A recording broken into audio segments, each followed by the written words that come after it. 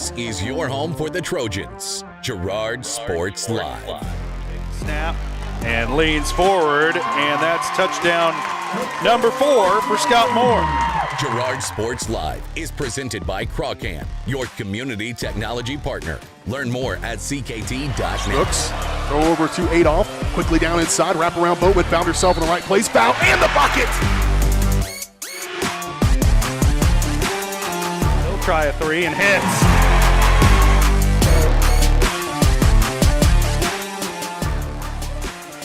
Adolph with it up top, being guarded by Gass. Girard down the lane, off the glass, and good. Nice instinct by Adolph to just take it to the bucket. Fielded on the short hop, fires this one across. Able to throw the runner out by a step and a half.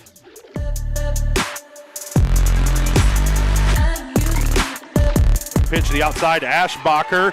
Gets a good block on the outside, and he's in for the touchdown.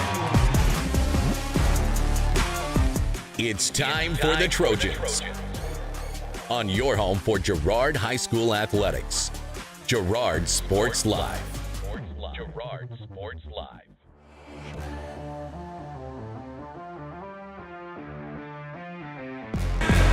Good evening, everybody. Welcome out to Galena High School in Galena, Kansas, as the Trojans kick off their CNC League schedule tonight on the road, taking on the Galena Bulldogs. I'm Josh Lettner, alongside me, Daryl McLeod, and we're excited to bring you tonight's action from here in Galena. We do want to let you know that Girard Sports Live is presented by Crawcan, your community technology partner. Don't get bit by slow speeds and high prices. Get Gigabit, the fastest internet in Southeast Kansas, with Crawcan. To learn more, go to ruralfiber.org or see everything Crawcan has to offer at ckt.net. We're getting a late start tonight, so we're going to have an abbreviated Community National Bank and Trust pregame show, so we're just going to keep rolling here. Our pregame show brought to you by Community National Bank and Trust, serving the area for over 30 years. Stop in soon to pick up your very own Girard Trojan Instant Issue Mascot Debit Card. Community National Bank and Trust, a proud supporter of Girard Schools. Learn more online at mybankcnb.com. Trojans come into tonight's game on the girls' side, 2-0 on the season with wins over Parsons and an impressive 49-37 win at home earlier this week against Nevada. And that game was, the key to it for the Trojans was their on-the-ball defense and their post play. Got some timely shooting and able to pull away down the stretch and beat a pretty darn good Nevada team. We'll talk about more of that as we move through the Community National Bank and Trust pregame show. Galena's girls, just one game on the record this season, a 49-39 loss at Caney Valley on Tuesday night. Galena 0-1 coming into the game tonight. A lot of games going on around the area tonight. Let's take a look at some of those. Our area matchups brought to you by Diskins Auto and Towing, 120 East 4th Avenue in downtown Girard. Diskins offers 24-hour towing and can repair all makes and models. To learn more, contact Diskins Auto and Towing at 620-724-8100. All right, the records that we're going to talk about when we're mentioning these games tonight are, of course, the boys' records. I forgot to mention that last week, so I think it's important information. So, battle of winless teams going on tonight in Perry Lecompton as Fort Scott heads into town. Fort Scott 0-2, Perry Lecompton 0-3. Somebody's bound to win. 2-0 Ottawa on the road at 0-1 Chanute, and the Trojans will be in action in Chanute next week. We'll talk about that more as we move through the evening here tonight. 0-2 Jayhawk Lynn is on the road at 0-1 Prairie View. Burlington at 2-0 takes on 2-0 Baldwin tonight. 0-3 St. Paul is on the road at 1-1 Uniontown. 2-0 Riverton is at 0-1 Pittsburgh. And the Pittsburgh playing a split doubleheader tonight. The girls are in Lamar. The boys are in Pittsburgh to host Riverton. Pittsburgh's only game of the year, a loss to Joplin last week. Erie at 1-2 travels to 3-0 Humboldt, and that rounds out the area matchups for tonight. We'll take a quick break. We come back, we'll get you your keys to the game, starting lineups as we get closer to rapidly approaching tip-off here in Galena between the Trojans and the Bulldogs. You're watching Trojan basketball on Girard Sports Live.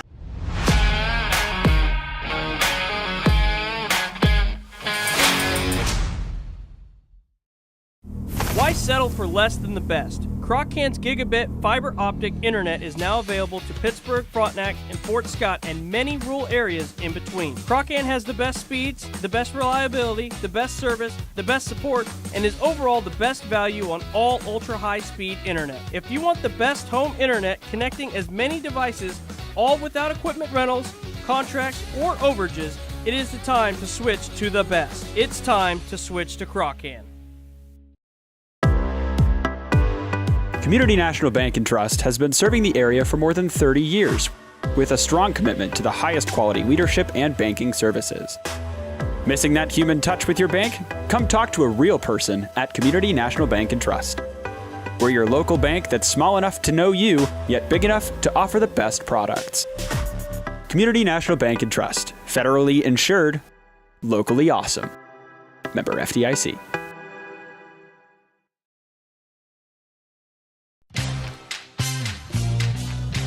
Tries to make something out of nothing. The Trojans all over him. It's going to be a big loss on the play. A Trojan sack means $1 short stacks at Eastside Cafe. Kick off your day with a hearty breakfast or take that midday break at Eastside Cafe. And this fall, when the Trojans get a sack, you get $1 short stacks the next day. Eastside Cafe, a favorite of the 4 states winner. Go Trojans from Eastside Cafe. Since 1918, GN Bank has been the heart of our community. Big enough to meet all your banking needs, but small enough to offer that personal touch you deserve. From agricultural loans to home mortgages, GN Bank has the expertise, products, and service to help you thrive. With a pledge to treat others ethically, be adaptable, focus on customers, and invest in the communities they serve, GN Bank is committed to your success. The best place to bank and borrow, GN Bank, where community banking truly comes first. Equal housing lender, member FDIC.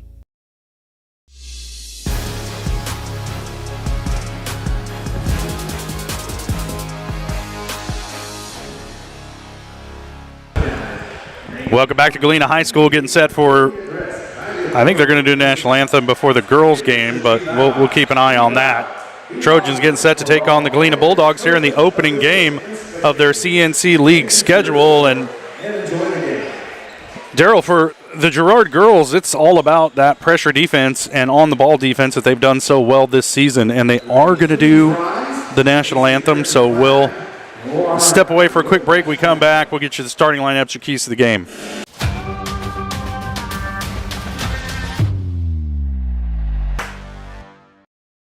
From the phone call to the service call, Roto-Rooter is there with fast and reliable sewer and drain service. From repair and replacement to septic and grease trap pumping, Roto-Rooter is here for you. With video inspections, Roto-Rooter can identify the exact issue to get the repair done quickly and correctly. Complete sewer line repairs or replacements, Roto-Rooter has you covered. Serving Crawford, Bourbon, and Cherokee counties, Roto-Rooter, 620-231-5630.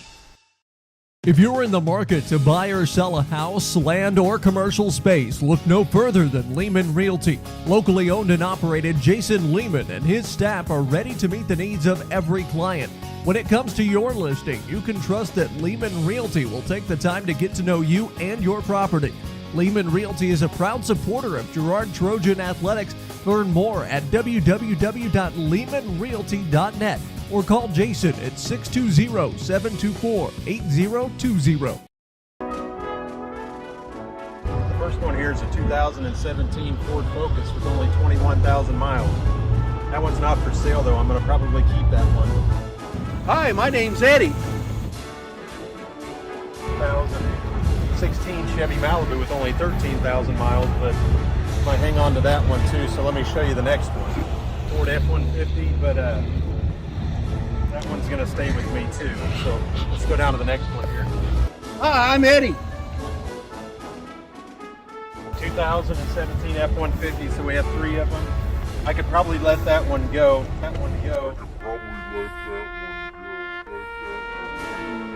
Hi, my name's Eddie. 2015 Ford Transit Cargo. I'm going to keep that one because I have to move here soon. But the rest of them, you're welcome to come out and look at. And I think you'd like a lot of them. We appreciate your business.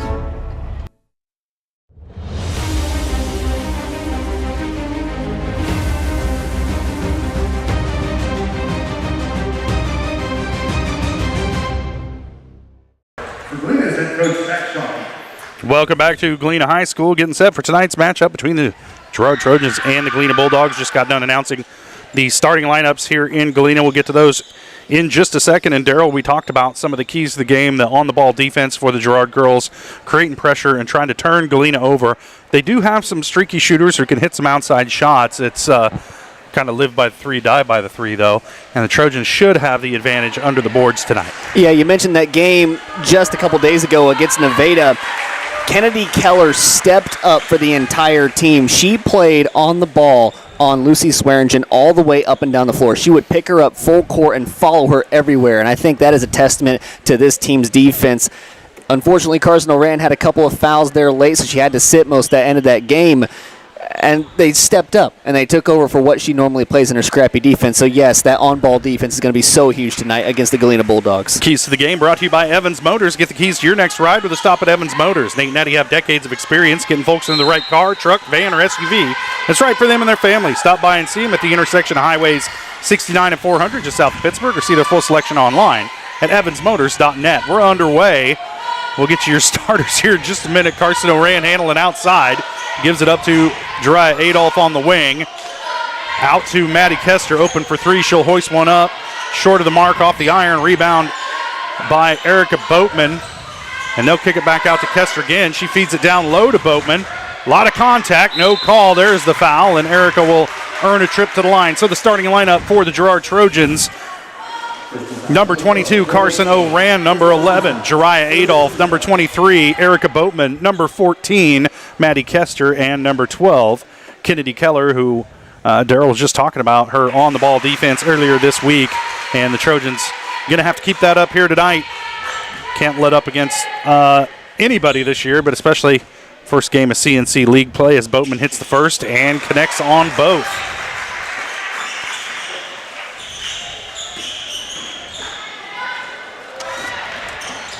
And another turnover to start things off for Galena as Carson Oran comes away with it. They'll start senior Riley Boyce, number 3. Freshman Mackenzie New, number 3. Junior Morgan Strong, number 12. Number 15, Weslyn Russell. She's a sophomore. And number 21, Riley Meyer, also a sophomore. Trojans turn it over to give it right back, playing with a 2-point lead here. As this is Boyce handling right here, she'll give it up. New with it on the wing, looking for some help, and they whistle a foul down low. They get Kennedy Keller away from the play. Battling for position with Boyce. And Keller's got to be careful not to let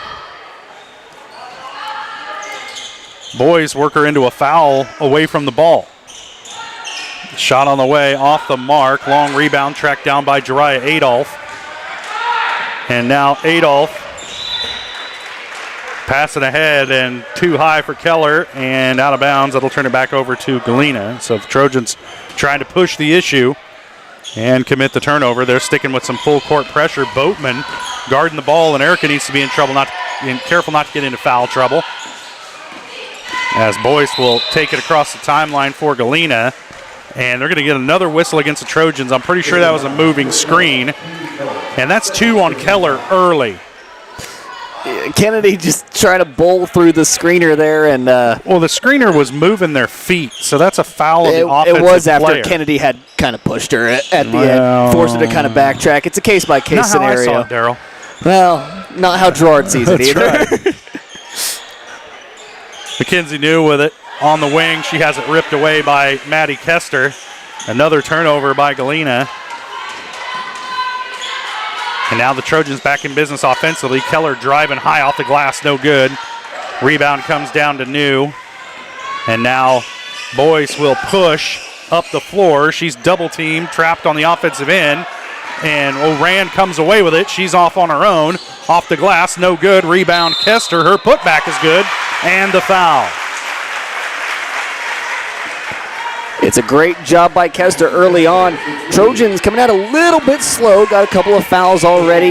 Getting into some scrappy play down low. Keller is going to take a seat because of that foul trouble. It looks like that's Marley Sisney who's going to come in, but a good job by Maddie to pick up that bucket. She's got a chance for a huge momentum swing for the Trojans. Good pursuit by Kester to stay with the play. She's right in position to make the rebound, get the putback, and the foul, and she'll complete the three-point play, but they're going to call a lane violation against the Trojans. A lot of weird calls to start this one out tonight. But Kester with the bucket. Trojans leading it 4-0. Again, Boyce playing the point for Galena. She'll bring it up the floor. Trojans looking to set up that half-court trap. And they do. Force it out of Boyce's hands to Wesleyan Russell. Russell gets it back on the blocks, working against Erica Boatman, and they're going to get a held ball. And it'll stay with Galena. Boys will inbound from the baseline.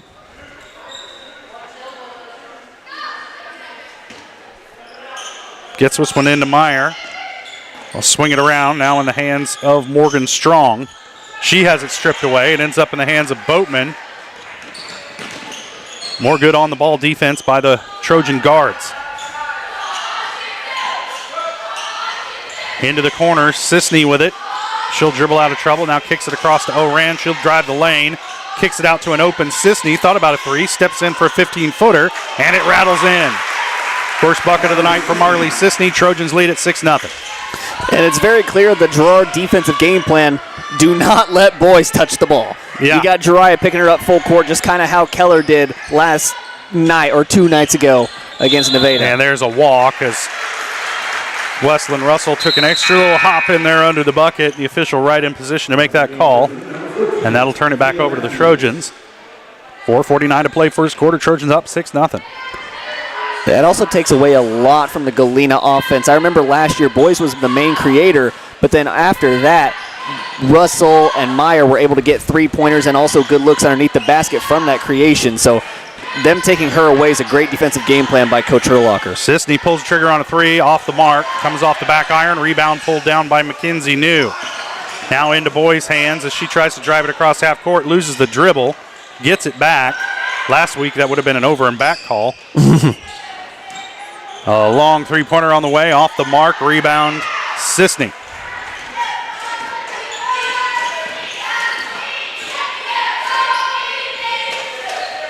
Into the corner, Sisney kicks it back out. Orand open for three. Her shot off the mark, rebound tracked down by Boatman in the lane. She's tangled up, kicks it out to Adolph. They'll swing it around the horn to Sisney. Now down low to Kester. Goes to work on the baseline, kicks it into the corner to Adolph. She drives into the lane. A lot of contact, no call. Ball comes away to Galena, and Boyce with it, working across half court, being guarded by Orand. And Boyce hits the floor. They're going to whistle a Trojan foul. Let's see who they get it on. Thinking it might be against Orand, and it is. That's her first.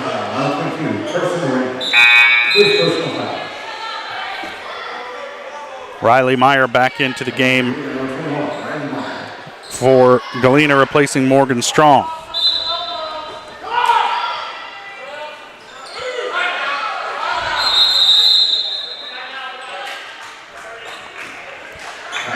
Timeout on the floor. It's 30-second timeout. We'll stay right here. And Darryl, there we saw the Trojans on the ball defense, forcing some turnovers, getting Galena out of their comfort zone, and so far, the Bulldogs unable to find any offense. Yeah, they like to get the ball down low to Russell and then allow that to kick out to Boyce or Meyer to hit a three potentially, because this offense revolves a lot around the three ball. Mm-hmm. But they just haven't been able to do it so far, and especially because those guards can't get it inside. Right now, the outside perimeter defense by Adolph and also Carson Orand forcing those turnovers, and then Girard has just been good on the ball as well, getting down low, getting rebounds, and then being wherever the ball is. They've been attached to these Galena Bulldogs, and they're not going to let them go for the rest of the night either. And after a while, you know, you're talking about Boyce, everything runs through her.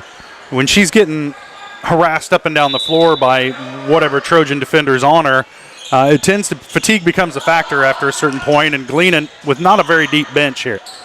That one rattles around and in. The bucket for Wesleyan Russell breaks the ice for Galena, and they're down by 5.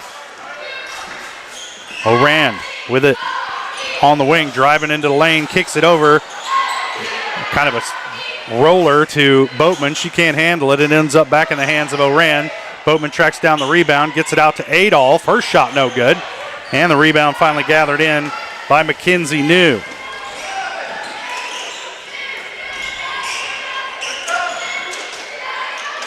New will take the three-point shot, no good. Rebound Boatman. And there you see it. The Galena really just wants to shoot that three ball when they can. Got one off there, couldn't get it to fall. Kester, if Boatman could get a good entry pass, she'd be in good shape. Good three-point bucket by Jariah Adolph, her first points of the night. And the Trojans by 7. There's an errant pass, an unforced turnover, as Boyce just kind of threw it high and behind Wesleyan Russell. She couldn't handle it, and that turns it back over to the Trojans. I have that unofficially as number 5 of the night for Galena. I'm in my comfort zone tonight, Daryl, because I've wanted to call every team this season Galena, so we're finally here. I was wondering when you were going to mention it. Yeah. Shot on the way from Adolph, no good. Rebound comes down to New, and Boyce ends up with it, but it's poked away by Oran. It'll stay with Galena as Morgan Strong will inbound from in front of the Trojan bench.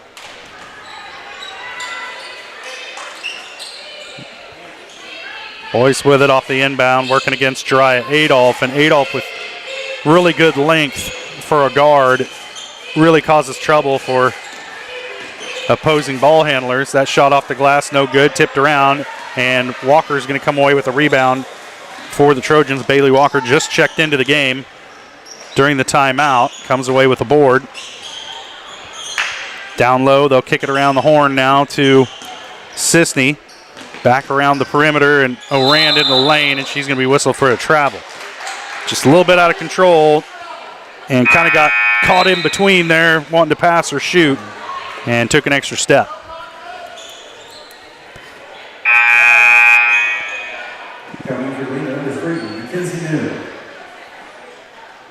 Mackenzie New back into the game for Galena. And if you're the Bulldogs, that's good news because she's your leading rebounder. Really focusing on rebounds, Josh. Why is that? Well, because I know we're advertising a Trojan sack double stack, but if the Trojan player gets a double-double tonight, there's a $2 double stack at Eastside Cafe, and I can't believe that got whistled, but Erica Boatman's going to pick up her first, and that'll send Boyce to the line. You just got to go keep straight up. And Boyce, one of the best in the CNC at getting to the free throw line. You'll see here if she makes these shots or not, but this is her comfort zone. Getting down low, making and forcing contact. Hits the first. And the Trojans with 4 team fouls, Galena just with 1 here in the early going. 1:36 left to play here in this first quarter, and the Trojans one more foul to give before you're sending Galena to the free throw line ad nauseum.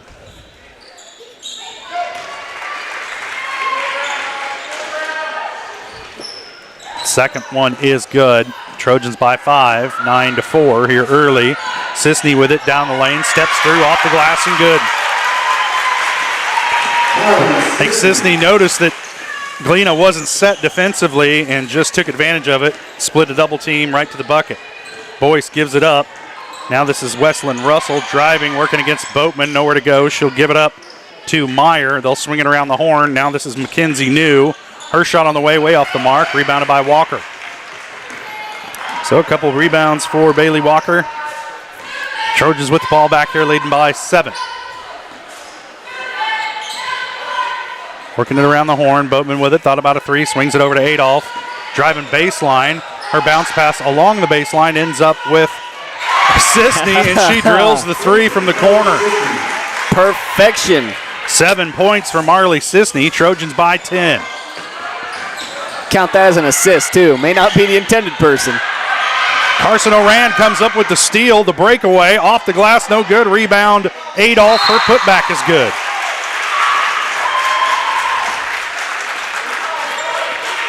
Five points for Jariah Adolph. Trojans leading by 12. There's a timeout on the floor. Galena wants to talk it over. And I didn't get an indication if it was, I think it's just a 30-second timeout. We'll stay right here.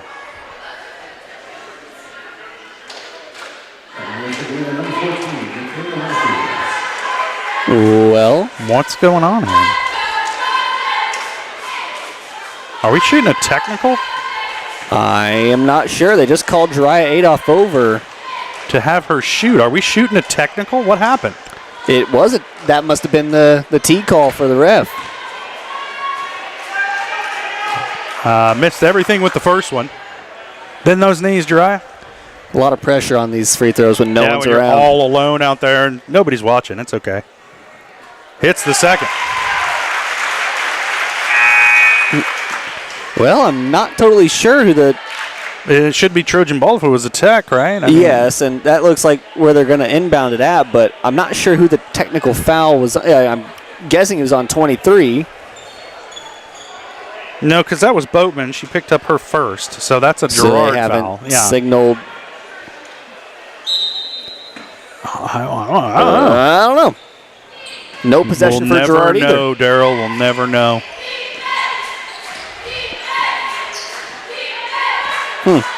Boys will walk it up the floor. Under 20 seconds to go here in the first quarter. Trojans by 13. Boys into the lane. Euro steps through, and a little scoop shot is good. By Euro step, I mean extra step, but apparently that's legal in basketball. Now here's another turnover by the Trojans. Boys shot at the buzzer. Surprisingly, doesn't fall, and the Trojans lead it by 11 after 1. We'll take a quick break, and we'll be back. You're watching Trojan basketball on Girard Sports Live.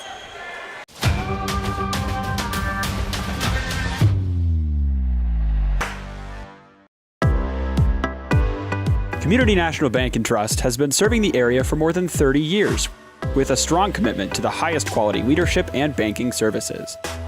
Missing that human touch with your bank? Come talk to a real person at Community National Bank and Trust.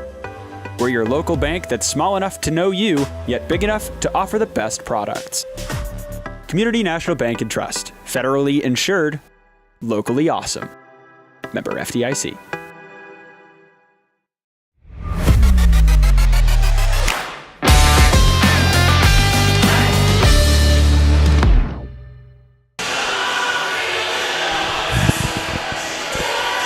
Welcome back to Galena. Is this Quiet Riot? This is all right. Quiet Riot. Come on, feel the noise. That's right. Jenny, be proud of me. Every time I nail an 80s hairband song, I think of it. My wife would be proud of me. Trojans lead it by 11, 17-6 over the Galena Bulldogs here after 1. Trojans forced 6 turnovers, committed 3 of their own in this first quarter. And if they keep that pace up, I think Coach Hurlock will be pretty happy with the defensive effort. He's down there lobbying the refs. Watch out. These guys got a hair trigger with the tee tonight. Boatman kicks it into the corner to Kester. Almost lost her dribble. Now she tight ropes the baseline, kicks it off to Sisney. Fearlessly into the lane, won't go. Rebound comes down to Boyce. She's off and running. Oran's there to try and cut her off along with Bailey Walker. Now kicks it over to Wesleyan Russell, who drives off the glass and good. And they're going to get a blocking foul, I believe. This is going to go on Walker. Yeah, and I think Walker had the position there to take a charge, and she had just sold out for it. But she went for the block instead, ends up picking up the foul, and that'll send Wesleyan Russell to the line to try and complete the old-fashioned three-point play. She can't. Rebound Boyce. Her shot blocked by Boatman, but it'll stay with Galena. Boyce with it. She'll take a high arcing 3 way off the mark. Rebound Walker. And now the Trojans with it. Kester on the near side. They'll swing it around the horn. Opposite side to Sisney. Now back to Kester. She'll put it on the floor. Drives baseline. Elevates. Shot on the way. No good. The rebound comes down to Russell. She's going to push it. Now ahead. Ooh, almost a walk. To Morgan Strong. Her shot on the way. No good. Rebound Kester.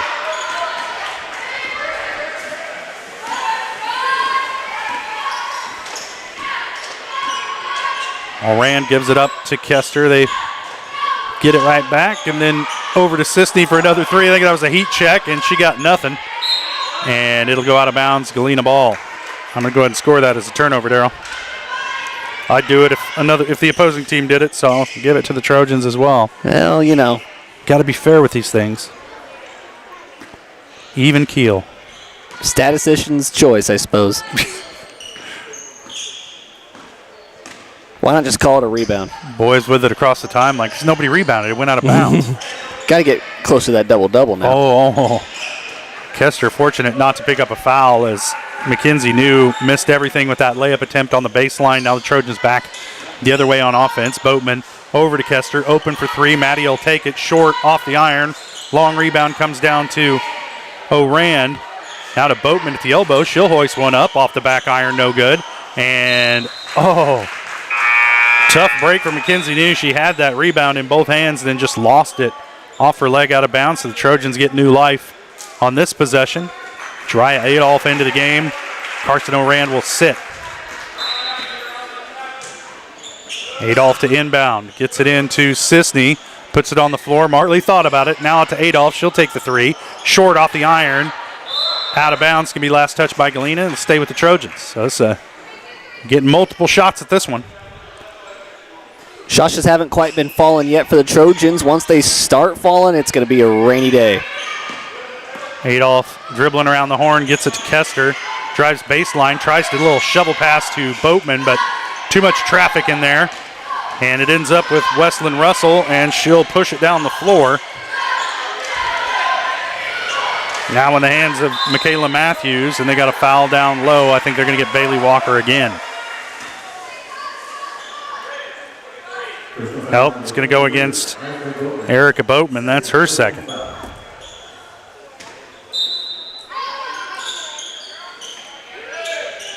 Long pass up top to Morgan Strong.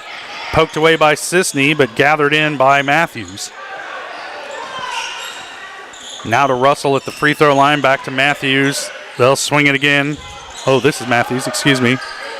Now down low to Russell, and she walked with it. One of those has to be your pivot foot. And Boatman will take a seat. Kennedy Keller checks back into the game with 2 fouls. Boatman sits with 2. Keller cutting around in the lane. They'll swing it around to Sisney on the near side. Now back around the horn to Kester. She'll hoist the 3 off the mark. Rebound, New. And now out of bounds. And they're going to say it was last touch by Adolph. It'll stay with Galena. Riley Meyer will inbound. Trojans putting on some full court pressure. Pretty soft full court pressure though.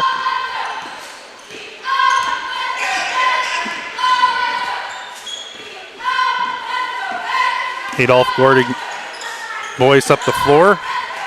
Errant pass ends up in the hands of Adolph off the save attempt. Jariah pushing ahead to Maddie Kester, who drives, and she's fouled. And they're going to get Wesleyan Russell with this one, and Kester will head to the line to shoot 2.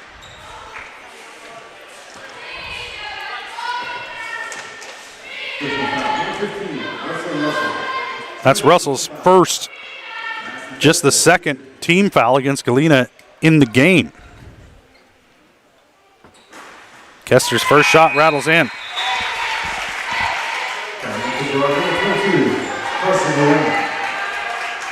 O'Brien checks into the game, replacing Sisney. Marley leading the Trojans in scoring with 7. Kester hits them both. Maddie has 4 points. Trojans back up by 11.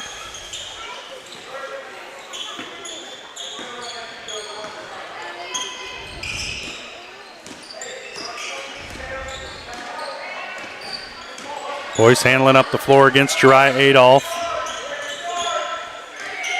Trying to work off a screen. Now cuts back into the lane. Her shot knocked away, deflected, blocked, whatever you want to call it. Ends up in the hands of O'Rand. I have that as the 7th turnover of the night against Galena. Trojans with it offensively into the corner to Adolph. Thought about it. Now kicks it back inside to Keller. Gets it back. Around to O'Rand. Now Kester with it. Back down low to Bailey Walker in the lane. Her shot no good. And the rebound comes down to Wesleyan Russell, and she'll handle it up the floor for Galena.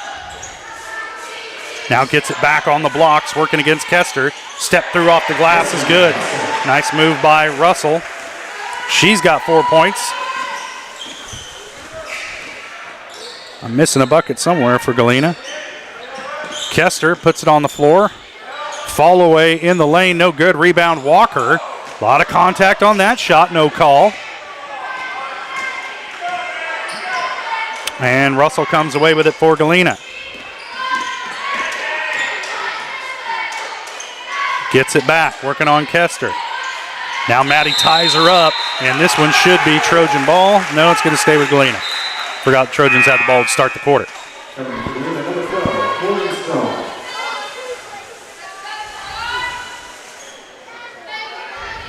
Strong back into the game. Boys to inbound. She gets it in to Meyer. Now over to Russell, working against O'Rand.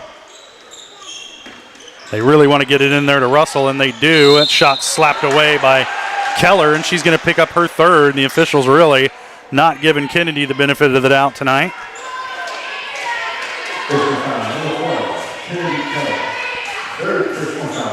Keller's probably going to have to sit as we see Sisney get up and head to the scorer's table.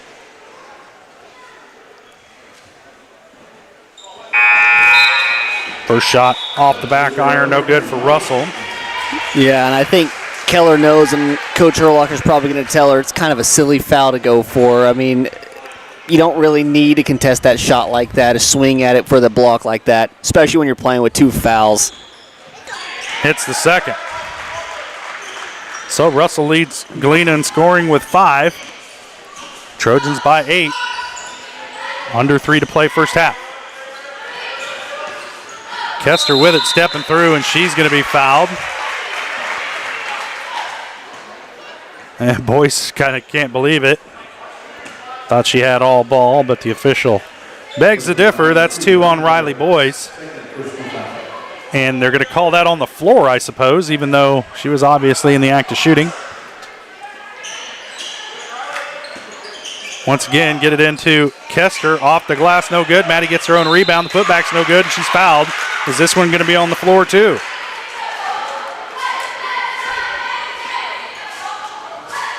Nope, Maddie's going to shoot free throws this time. And that's on Morgan Strong. That's her second. Kester hits the first. No, missed it? No, I hit the front iron and bounced off. No. All right. Get some glasses, bud. We are pretty high up here. We are. It's a long way down there. Kester hits the second. Thanks, Daryl. Thanks for bailing me out there, bud. Don't call him best color man in the business for nothing. Into the corner to Mackenzie New. Her pass off the mark, but it's tracked down. Now it ends up in the hands of Matthews. Back down to Russell. She got away with a walk. Shot no good. Rebound Kester. O'Rand handles it for the Trojans.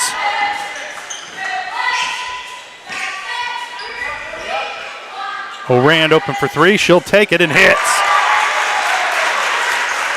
First bucket of the night for Carson O'Rand. Finally, something falling for the Trojans as well. A couple of dry possession put together besides the free throws from Kester. Wesleyan Russell handling up the floor, being guarded by Kester. Kester loses her footing. Wesleyan probably would have kept dribbling if she'd known that was going to happen. Sisney comes down with a rebound for Girard. O'Rand gives it up to Bailey Walker, top of the key. Now back to O'Rand. She's going to drive, kicks to Sisney. She's open, hits the 3, and they're going to get a foul. I think the foul was committed against O'Rand. They're going to whistle it on Riley Meyer. That's her first. Yeah, and they also counted the bucket. Yeah. That is a wild call. 10 points now for Sisney. First Trojan in double figures. They are going to discuss this because the foul was not on Sisney at all.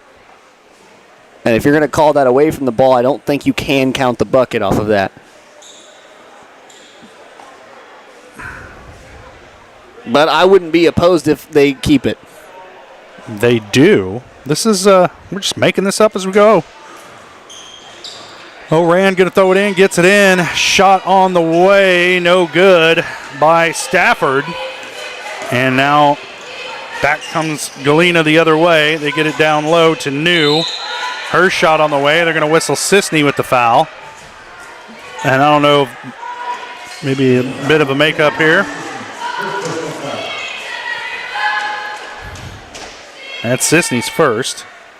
Fourth team foul on Trojans. Both teams with 4 in the second quarter. Got a minute and a half left to play. First shot on the way from New. Short off the front iron.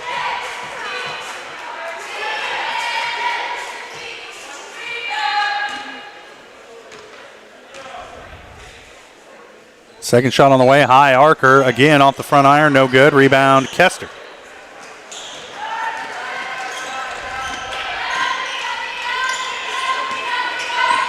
Stafford with it, picks up her dribble. Now to O'Rand, into the corner to Adolph, thought about a 3. Drives, takes a little 10-footer, and it's good. Nice decision by Adolph. Make that a higher percentage shot, and she drills it. And there's a timeout on the floor.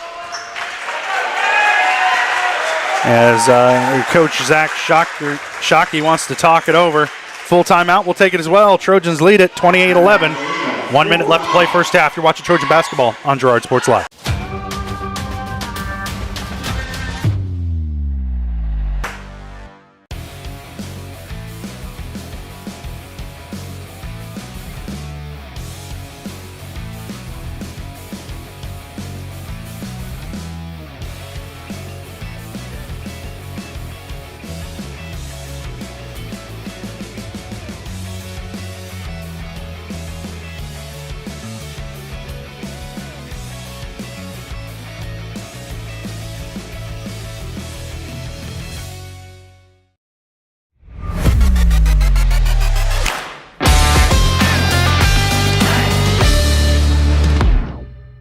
.108 left to play first half. Trojans lead at 28-11. For those of you scoring at home, you know Marley Sisney just needs 8 more rebounds for the double stack. At that one just rolls off the tongue, doesn't it? At Eastside Cafe. Shout out to Jess Murphy for the idea. Yeah. Well, he said triple-double. I was like, that's not, you don't see that very often in high school. You got to at least give us a fighting chance. So we went with the double-double. Now they're double also, stack. I don't know if it'll happen in this game, but there's also the option for the dunk as well. I think we're unlikely to see it in this game, I'm not a statistician, but I'm just going to go out on a limb. We might have to wait for the next one. May have to wait for the boys' game. Although Maddie Kester, she's pretty tall. Yeah, she gets up there. She's pretty tall, and she's a high jumper as well. Yep. Not going to put it past her. Russell gives it up. That pass picked off by Adolph, who manages to keep her feet in bounds.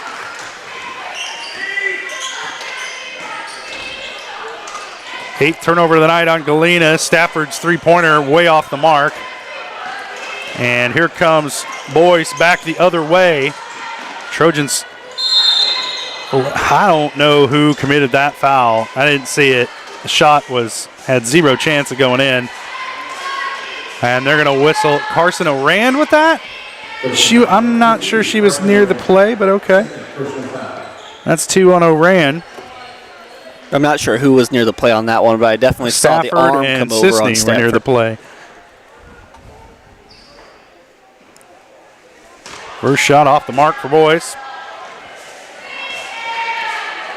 Boyce with 4 points tonight, trying to make it 5.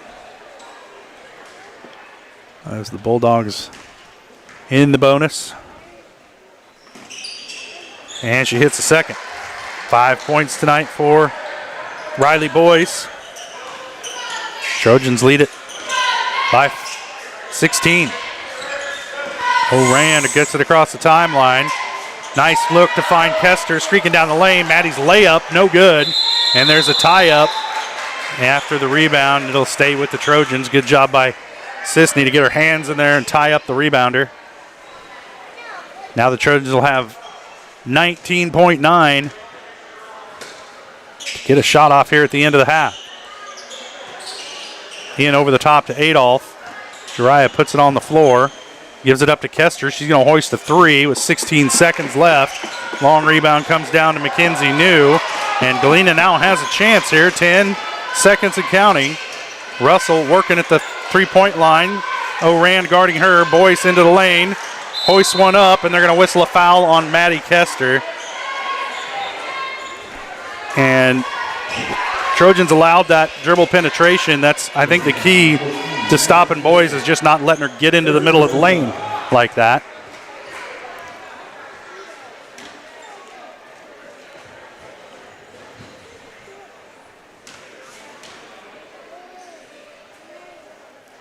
Boyce shot, first one's good.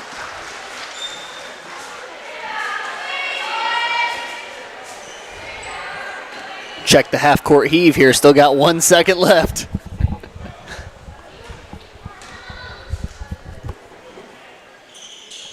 Second shot is good. 8 points for Boyce, and that'll do it for the first half. Trojans lead it by 14 at the break. 28-14 over Galena. We'll take a quick break. When we come back, GN Bank halftime show. You're watching Trojan basketball on Girard Sports Live.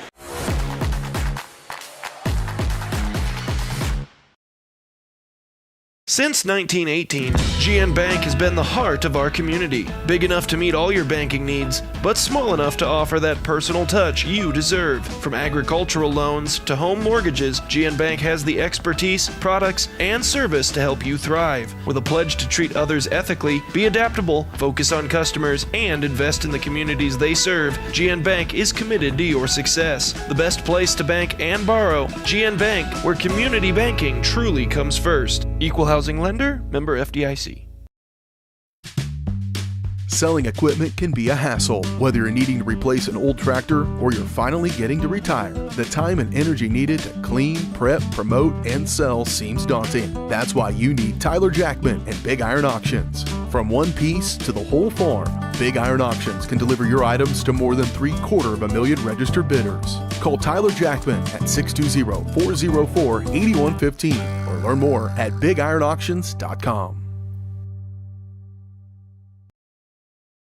It's a bird. It's a plane. It's Chicken Annie's Girard. When you're facing a chicken emergency, there's only one hero. Catering and carry out from Chicken Annie's Girard. When an onion ring craving is too much to bear, when the family's coming over and you weren't aware, it's Chicken Annie's Girard to the rescue. When there's 20, 30, 100 to feed, you need Chicken Annie's Girard indeed. A heroic value, superb flavor. When there's a chicken emergency, there's only one hero. Chicken Annie's Girard. If you're in the market to buy or sell a house, land, or commercial space, look no further than Lehman Realty. Locally owned and operated, Jason Lehman and his staff are ready to meet the needs of every client. When it comes to your listing, you can trust that Lehman Realty will take the time to get to know you and your property. Lehman Realty is a proud supporter of Girard Trojan Athletics. Learn more at www.lehmanrealty.net or call Jason at 620-724-8020. More than just your neighborhood pharmacy, Mathis Drug is your hometown partner in health. With pharmacist Bria Scheibe and an experienced, highly trained staff, Mathis Drug is ready to serve you. And now, Mathis Drug offers comprehensive compounding, which is one of the few pharmacies in Southeast Kansas with this convenient on-site service. From medications to expert advice, call 620-261-9779. Mathis Drug Store, where community and care come together. From the phone call to the service call, Roto-Rooter is there with fast and reliable sewer and drain service. From repair and replacement to septic and grease trap pumping, Roto-Rooter is here for you. With video inspections, Roto-Rooter can identify the exact issue to get the repair done quickly and correctly. Complete sewer line repairs or replacements, Roto-Rooter has you covered. Serving Crawford, Bourbon, and Cherokee counties, Roto-Rooter, 620-231-5630.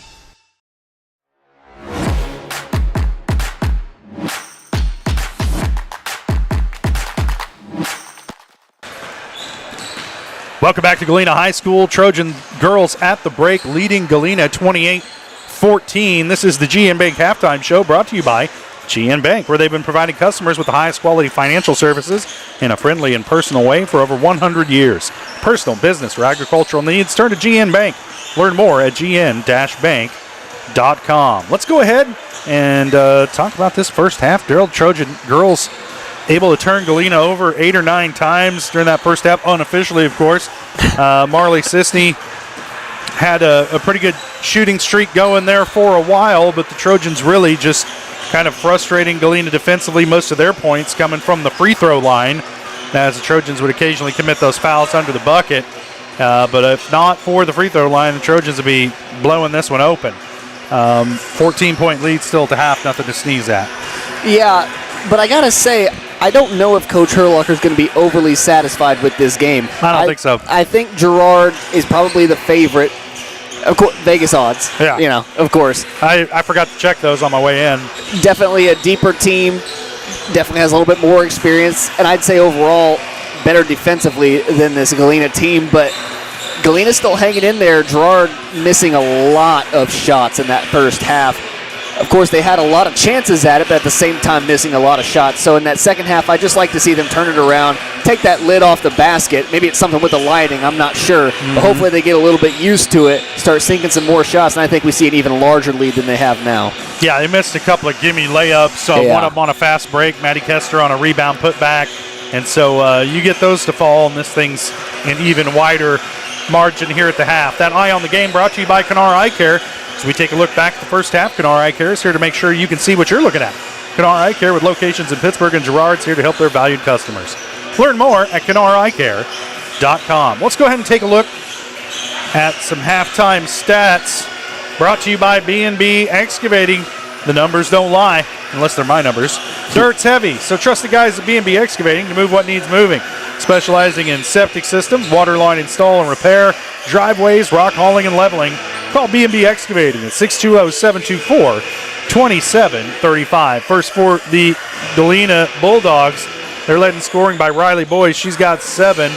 Weslyn Russell with 7 as well to round out the scoring for Galena. Trojans led in scoring by Marley Sisney. She's got 10 points, 2 rebounds for those of you waiting for the double-double.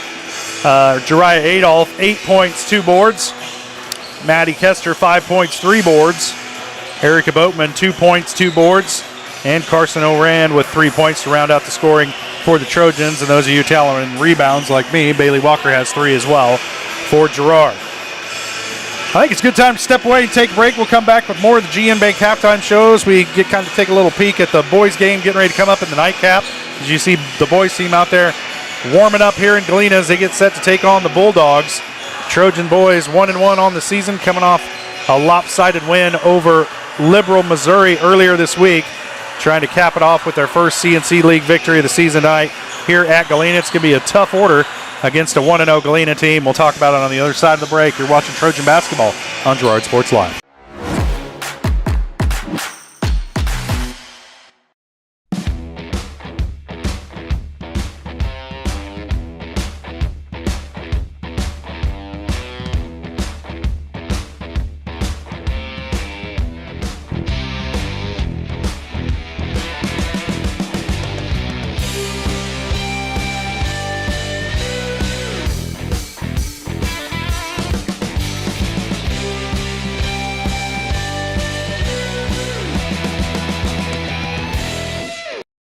Communicating with current and potential customers is a must in the world of business. Advertising is nothing more than communication and an invitation. Look no further than Norris Advertising, offering a wide variety of services from billboards, radio across the 4 states, and digital ad services like ZTV, YouTube, geofencing, streaming, and more beyond the local view. Looking to upgrade your storefront? Norris Advertising is your go-to for local digital sign sales. Norris Advertising. Get your ads to work. Chicken Annie's of Girard is something to crow about. Their their family-style restaurant continues a Southeast Kansas tradition with their specialty fried chicken, plus famous homemade onion rings, chicken and noodles, and so much more. And of course, their delicious homemade pies. Dine in or carry out available. Chicken Annie's of Girard has the best value, flavor, and service in the area. Stop in soon or call for catering. 620-724-4090. You've enjoyed life. Over the years, your community has become your passion, something you hope future generations get to experience, just as you have. That's why the Girard Area Community Foundation has worked hard to help fulfill charitable goals and inspire generosity, meeting the needs of the communities they serve. Creating a legacy fund with GACF ensures what you leave behind is an effective and lasting improvement in the community you love so dearly. Make plans to visit GirardAreaFoundation.com, preserving traditions for those who follow.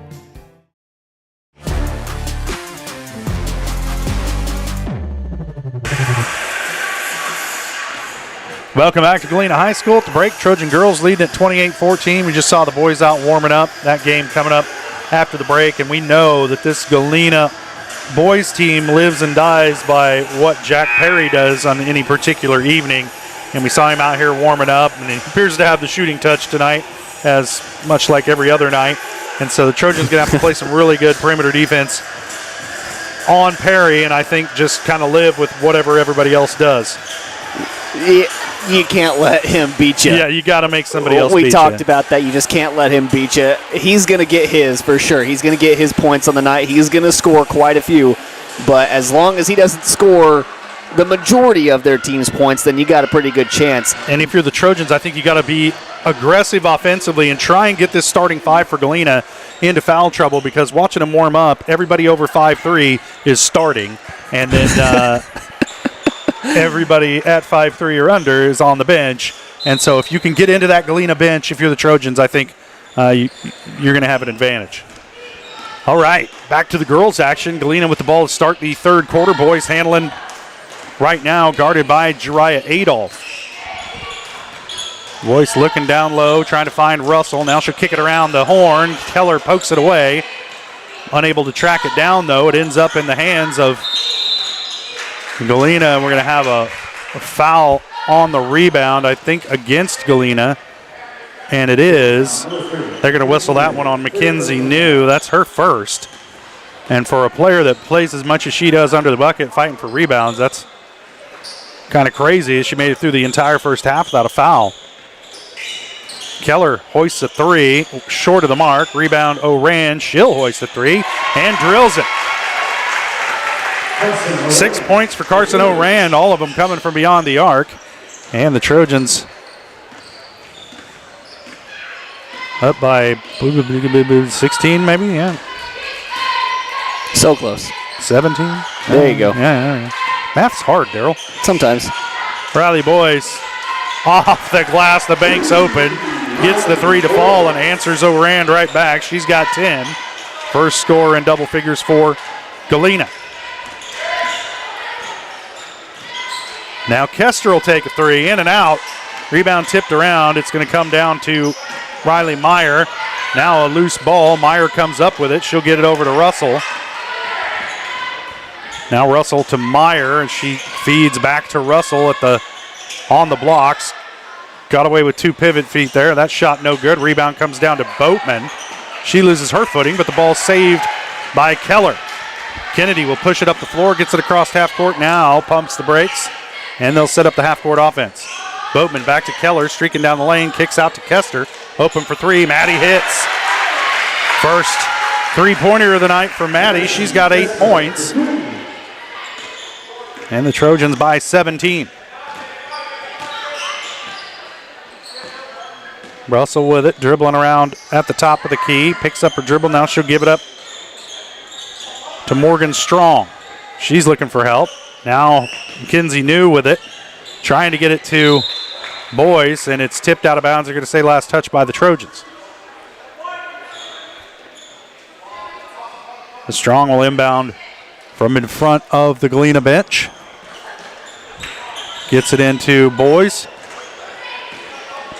Working against Adolph. She'll hoist a long three off the mark. Had the distance. Rebounded by Boatman.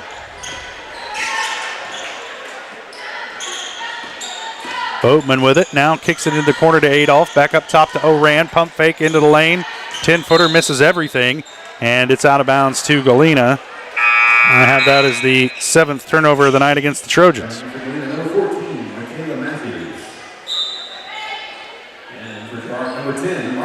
Kayla Matthews into the game. Adolph will take a seat for the Trojans. Marley Sisney checks in, giving up some height, but Sisney's had a pretty good shooting touch tonight.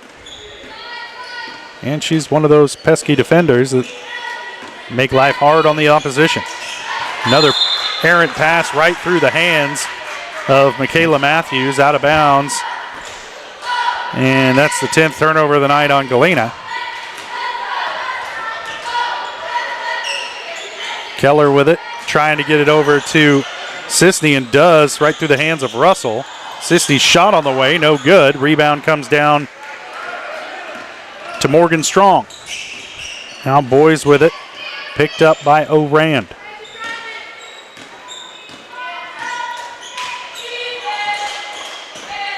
Boys trying to direct some traffic. Asking for a screen by New, and doesn't really get it. New got away with a step there, loses her dribble. Keller comes away with it for the Trojans. Gets it over to Boatman. Off the glass and good. Good job by Boatman to gather herself before taking the shot. She's got 4 points. Pretty quiet night scoring-wise for Erica Boatman, but Trojans by 19.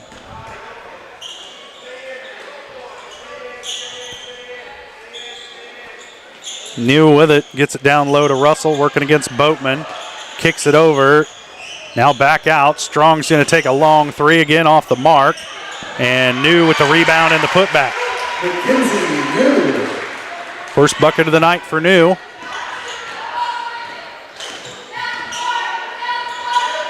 Now Kester with it. He'll kick it back up top to O'Rand. Sisney with it, looking down low. Now back to Carson. A little scoop pass over to Kester on the baseline. She's tripped up. No call. Sisney has it poked away but gets it back.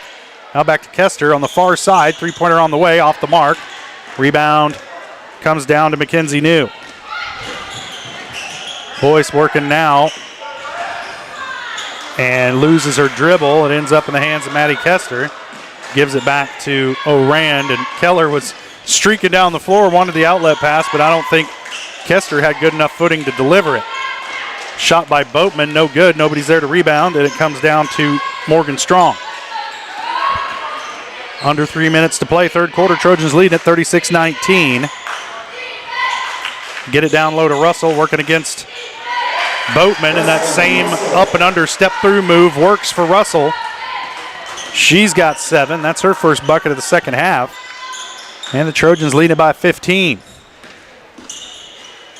Into the corner to Sisney. Now back down low to Boatman, but she's too deep under the bucket. Gives it up to Keller, off the glass and good. First bucket of the night for Kennedy Keller. And the Trojans back up by 17. Strong gets it over on the far side. Now back, gets it back.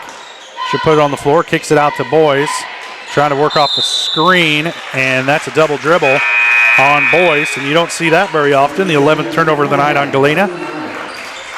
Trojans get it back, 2:10 to play, third quarter, leading by 17. Strong will take a seat. Have fun with my roster here, Darryl. Gwen Haas into the game, number 40.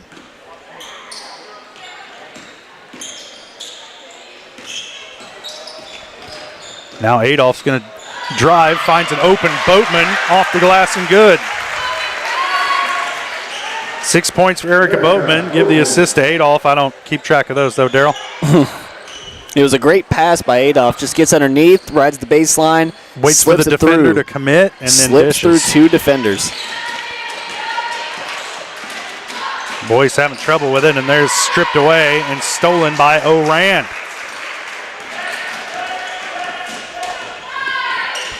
Carson with it, going to drive down the lane, draws a lot of contact and a whistle.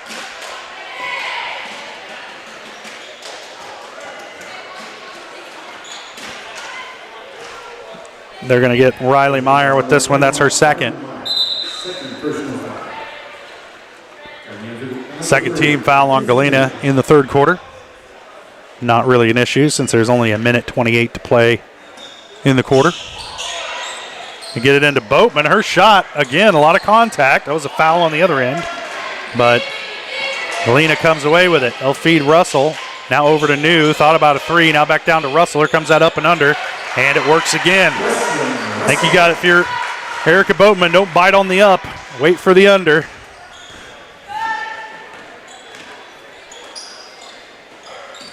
Nine points for Wesleyan Russell. And there's a foul on the drive, and that'll send Oran to the line to shoot a pair. She takes a shot in the nose.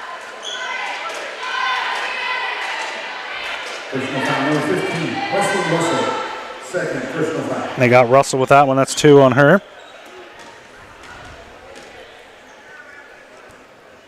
First free throw is good for Oran.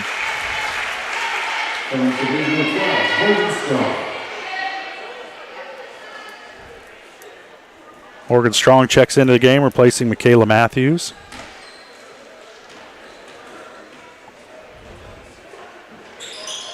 Second shot rattles off. Russell with the rebound. And they're going to have Carson Oran's going to have to take a seat because she's got a bloody nose.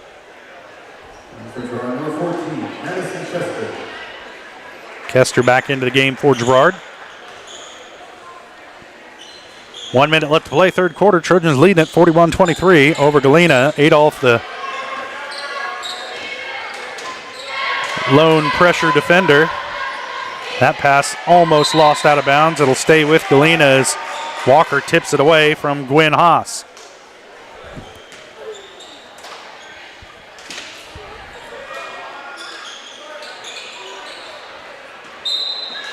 And again, Adolph tipping the pass out of bounds. It'll stay with Galena.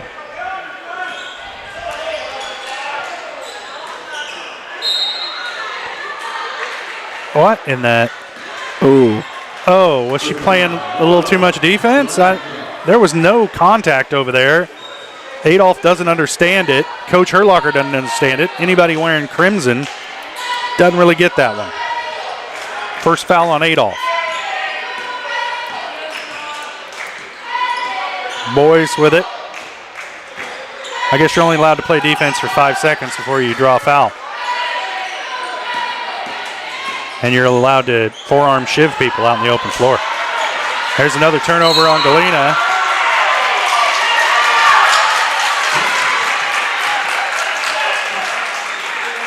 They'll whistle that one on Boyce. That's her third.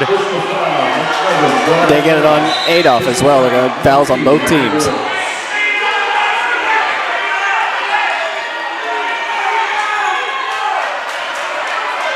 Oh my goodness.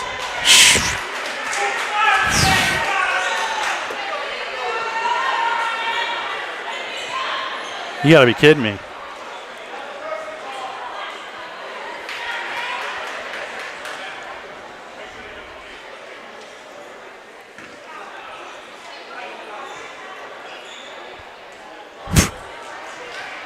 Well, you don't see that every day either, Daryl.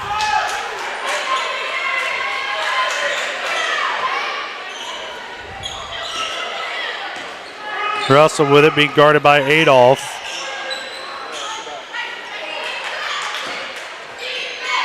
Get it back to Russell, free throw line, now kicks it out. Strong with it. That poked away from behind, ends up in the hands of Kester. Maddie over to Sisney, thought about a three, now kicks it out. Back out to Kester, she'll take a two. No good, rebound by New. And that'll do it for the third quarter. Getting a little testy out there. Trojans lead it 41-23. We'll take a quick break. We'll be back with fourth quarter action. You're watching Trojan basketball on Girard Sports Live.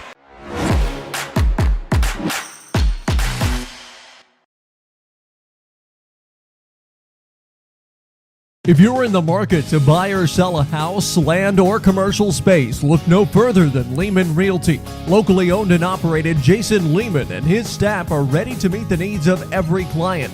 When it comes to your listing, you can trust that Lehman Realty will take the time to get to know you and your property. Lehman Realty is a proud supporter of Girard Trojan Athletics.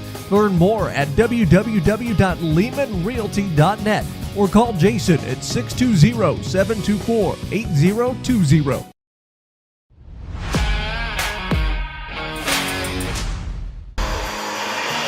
Welcome back to Galena. 1 quarter left to play. Trojan girls on top, 41-23 over Galena. And some frustration, there's getting to be some pushing and shoving out there on the blocks between these two teams. And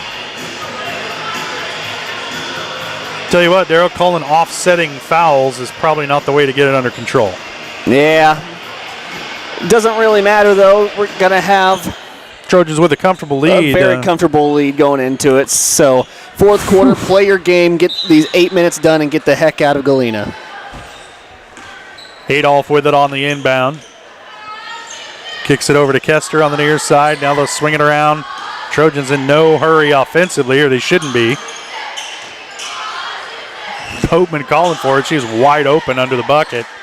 Trojans working it around the perimeter, just trying to eat some clock here. There's no shot clock in the CNC. Now Boatman with it. Triple teamed on the blocks. Erica forces it up. Gets blocked. She throws another one up, and she's fouled.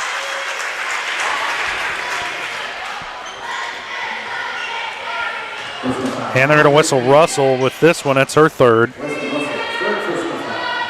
And Erica Boatman on the line to shoot 2. First one short off the front iron.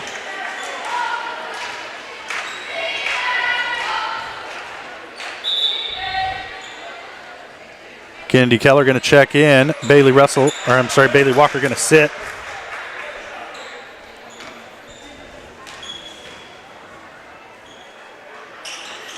And the second one's good.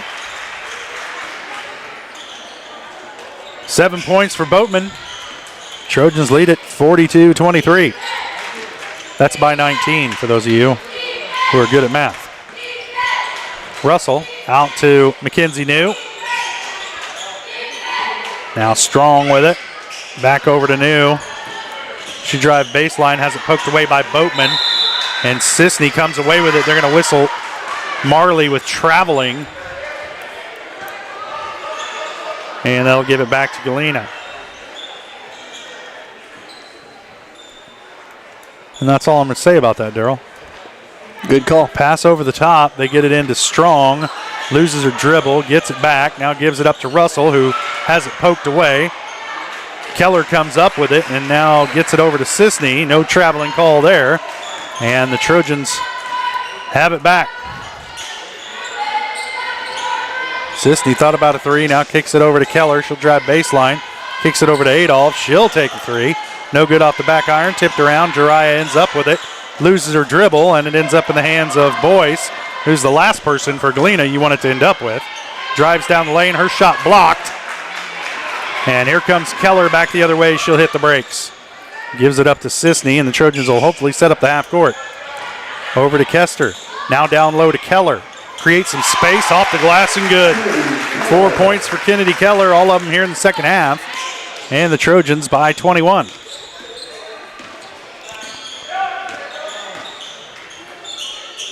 Boyce with it to Mackenzie New on the wing.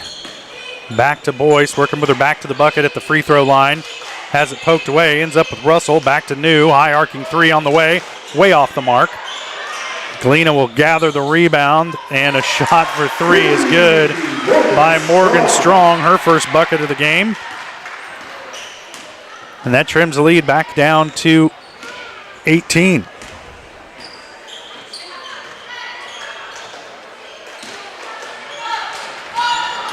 Keller baseline, kicks it over to Kester. They'll swing it around. And Boyce, anticipating the pass from Adolph, steals it away. And they're going to whistle Boatman with the foul on the fast break. And I think if Eric had kept her hands straight up again, if you're raking down at the ball. About an 80% chance you're going to get the foul call, and Erica picks one up there. I mean, you said it best. You just can't come over the top like that. It's going to be a foul call every single time, especially with Boyce, who's very good at drawing contact underneath the basket. I have that as a 10th turnover for the Trojans as Boyce hits the first. She's got 11, trying to make it 12 right here. Adolph will sit. O'Rand into the game. Boatman sits. Bailey Walker into the game for the Trojans.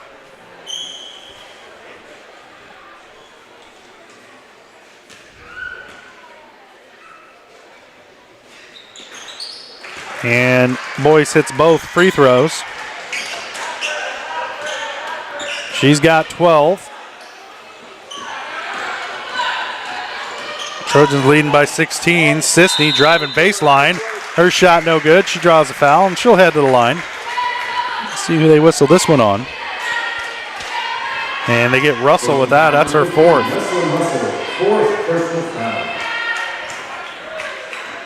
I tell you what, if Russell goes out of the game for Galena, it's not good news for them. Sisney hits the first. That's Marley's first point of the second half. She had 10 in the first. How many rebounds? We're not close to a double-double. We'll put it down. Dang it. She hits them both. 12 points for Sisney. Trojans by 18.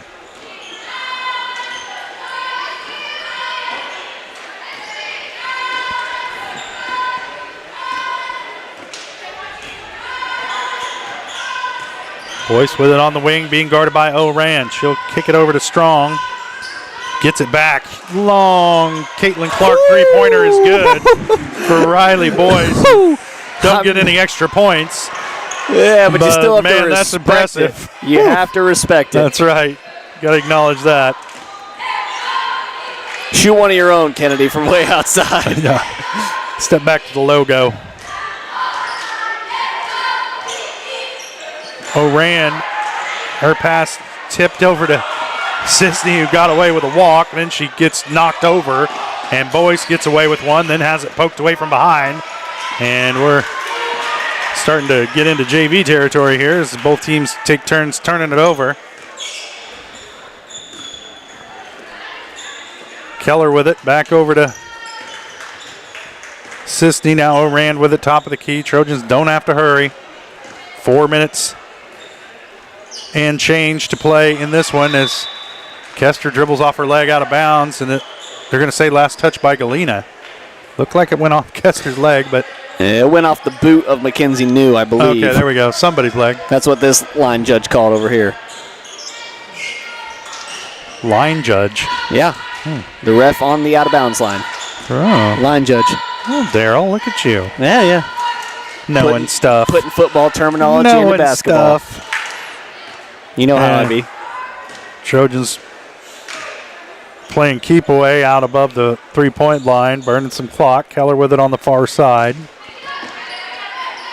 Now O'Rand will put it on the floor, back over to Sisney. And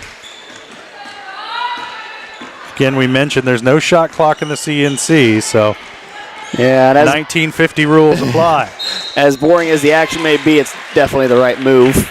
And there's a foul on Strong. That's her third. And it will send, no it won't. Trojans will inbound it from the far side here on the possession that never ends. Third team foul on Galena. Sisney and Walker take a seat. Adolph into the game. Let's see who the other, maybe Boatman.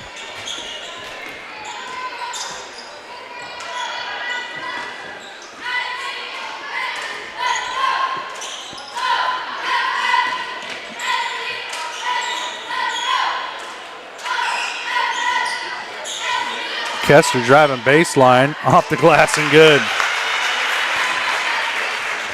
10 points for Maddie Kester. She needs 7 more rebounds, Daryl, for that double-double. Yeah. She's got 2 minutes and 50 seconds to do it. Yeah. I want some pancakes, Maddie. Get to work. Don't we all? That one's stripped away by O'Rand. There's another turnover. number 16 on the night for Galena, as the Trojans again can now play keep away. If the possession started at 2:40 if you want to keep track. If they so choose, yeah. Nope, Maddie Kester's not having it. Straight to the bucket, off the glass, and good.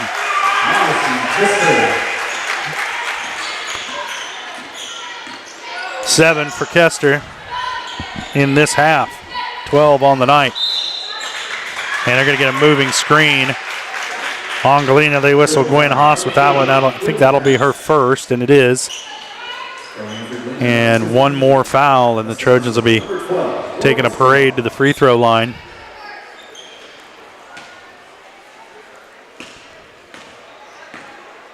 As New will sit along with Haas for Galena. Kennedy Keller going to take a long two. No good. Rebound comes down to Galena. Strong's going to push it up the floor. Three-pointer on the way is good for Riley Meyer. That's her first bucket of the night. And you see what I mean by the living and dying by the three for Galena. They've made a couple here in this fourth quarter, but too little too late probably tonight for the Bulldogs. Kester, she'll take it. In and out. Tipped out of bounds. They're going to whistle Erica Boatman on the foul, battling for the rebound. That's 4 on Boatman. I don't think that's a concern for Coach Herlocker with a minute 29 left to play. She only has a minute 29 to get that fifth one. She can do it.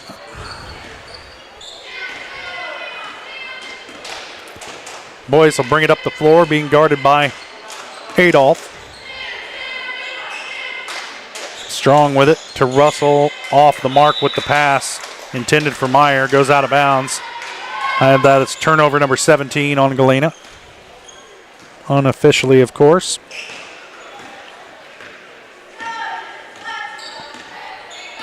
Just a nice minute 14 long possession here would be nice. Not with Maddie. She's going to the hole. Kicks it over. Shot on the way from Keller. Way off the mark. Rebound by New. She's going to push it up the floor. Trojans pursuing. Keller there to block it away. What pursuit by Kennedy Keller. Missed the shot on one end on the baseline. Runs coast to coast. Gets the block on the other end.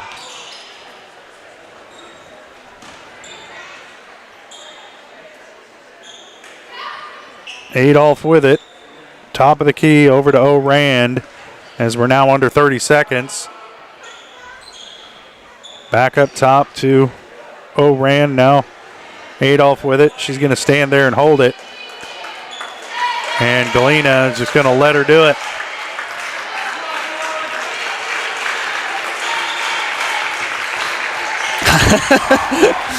They call this one the turtle. That's teamwork, girl. And that's going to do it. Trojan girls win this one going away 50-33 over the Galena Bulldogs. Wasn't the prettiest at times, but most of them aren't. And the Trojan girls come out of here with their first CNC League win of the season, 50-33. We'll take a quick break. We'll come back with the Eastside Cafe post-game show. Get a chance to probably talk to Coach Herlocker and move our focus forward to the nightcap tonight between the Trojan boys and the Galena boys. Trojans coming in 1-1, Galena 1-0. And we'll talk about that more on the other side of the break. You're watching Trojan basketball on Girard Sports Live.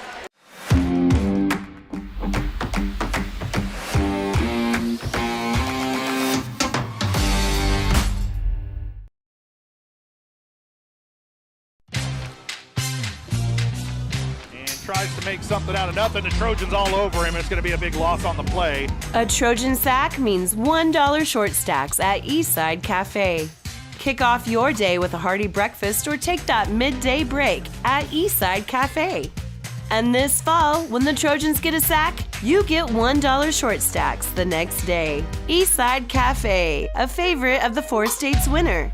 Go Trojans from Eastside Cafe. Hello, Four States. This is Jay Hatfield with the Jay Hatfield Auto Group. We've been serving the Four States area for over 29 years, and we now have 6 locations which offer Chevrolet, GMC, Ford, and Chrysler Dodge Jeep Ram. Each of our locations is operated by a J. Hatfield family member or managing partner. At J. Hatfield, we're here to earn your business and trust. We have approximately 300 pre-owned and 300 new vehicles in stock or on their way, and we're making deals. Come see us at J. Hatfield location today and let us make you part of the J. Hatfield family. The first one here is a 2017 Ford Focus with only 21,000 miles. That one's not for sale though. I'm going to probably keep that one. Hi, my name's Eddie. 2016 Chevy Malibu with only 13,000 miles, but I might hang on to that one too. So let me show you the next one. Ford F-150, but that one's going to stay with me too. So let's go down to the next one here. Hi, I'm Eddie. 2017 F-150, so we have 3 of them. I could probably let that one go.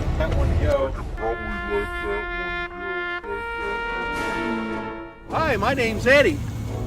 2015 Ford Transit Cargo. I'm going to keep that one because I have to move here soon. But the rest of them, you're welcome to come out and look at. And I think you'd like a lot of them.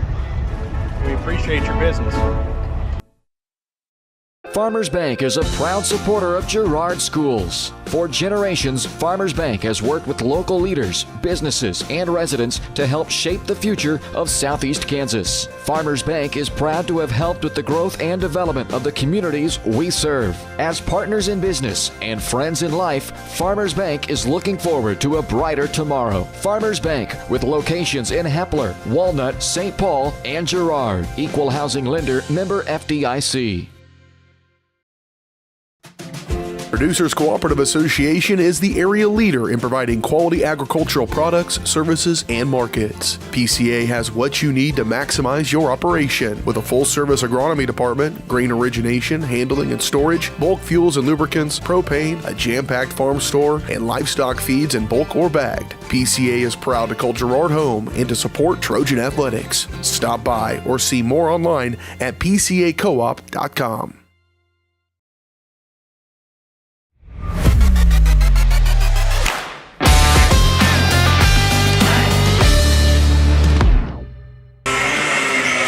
Welcome back to Galena for the Eastside Cafe postgame show. Trojan girls come out on top 50-33 over Galena. Our postgame show brought to you by none other than Eastside Cafe.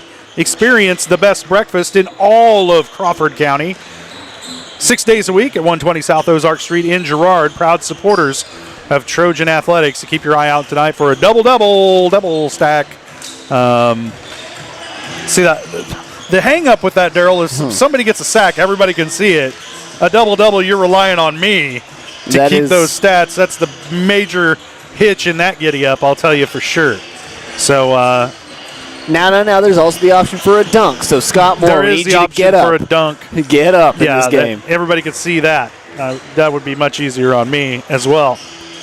All right, so this girls' game, Trojan girls come out on top 50-33.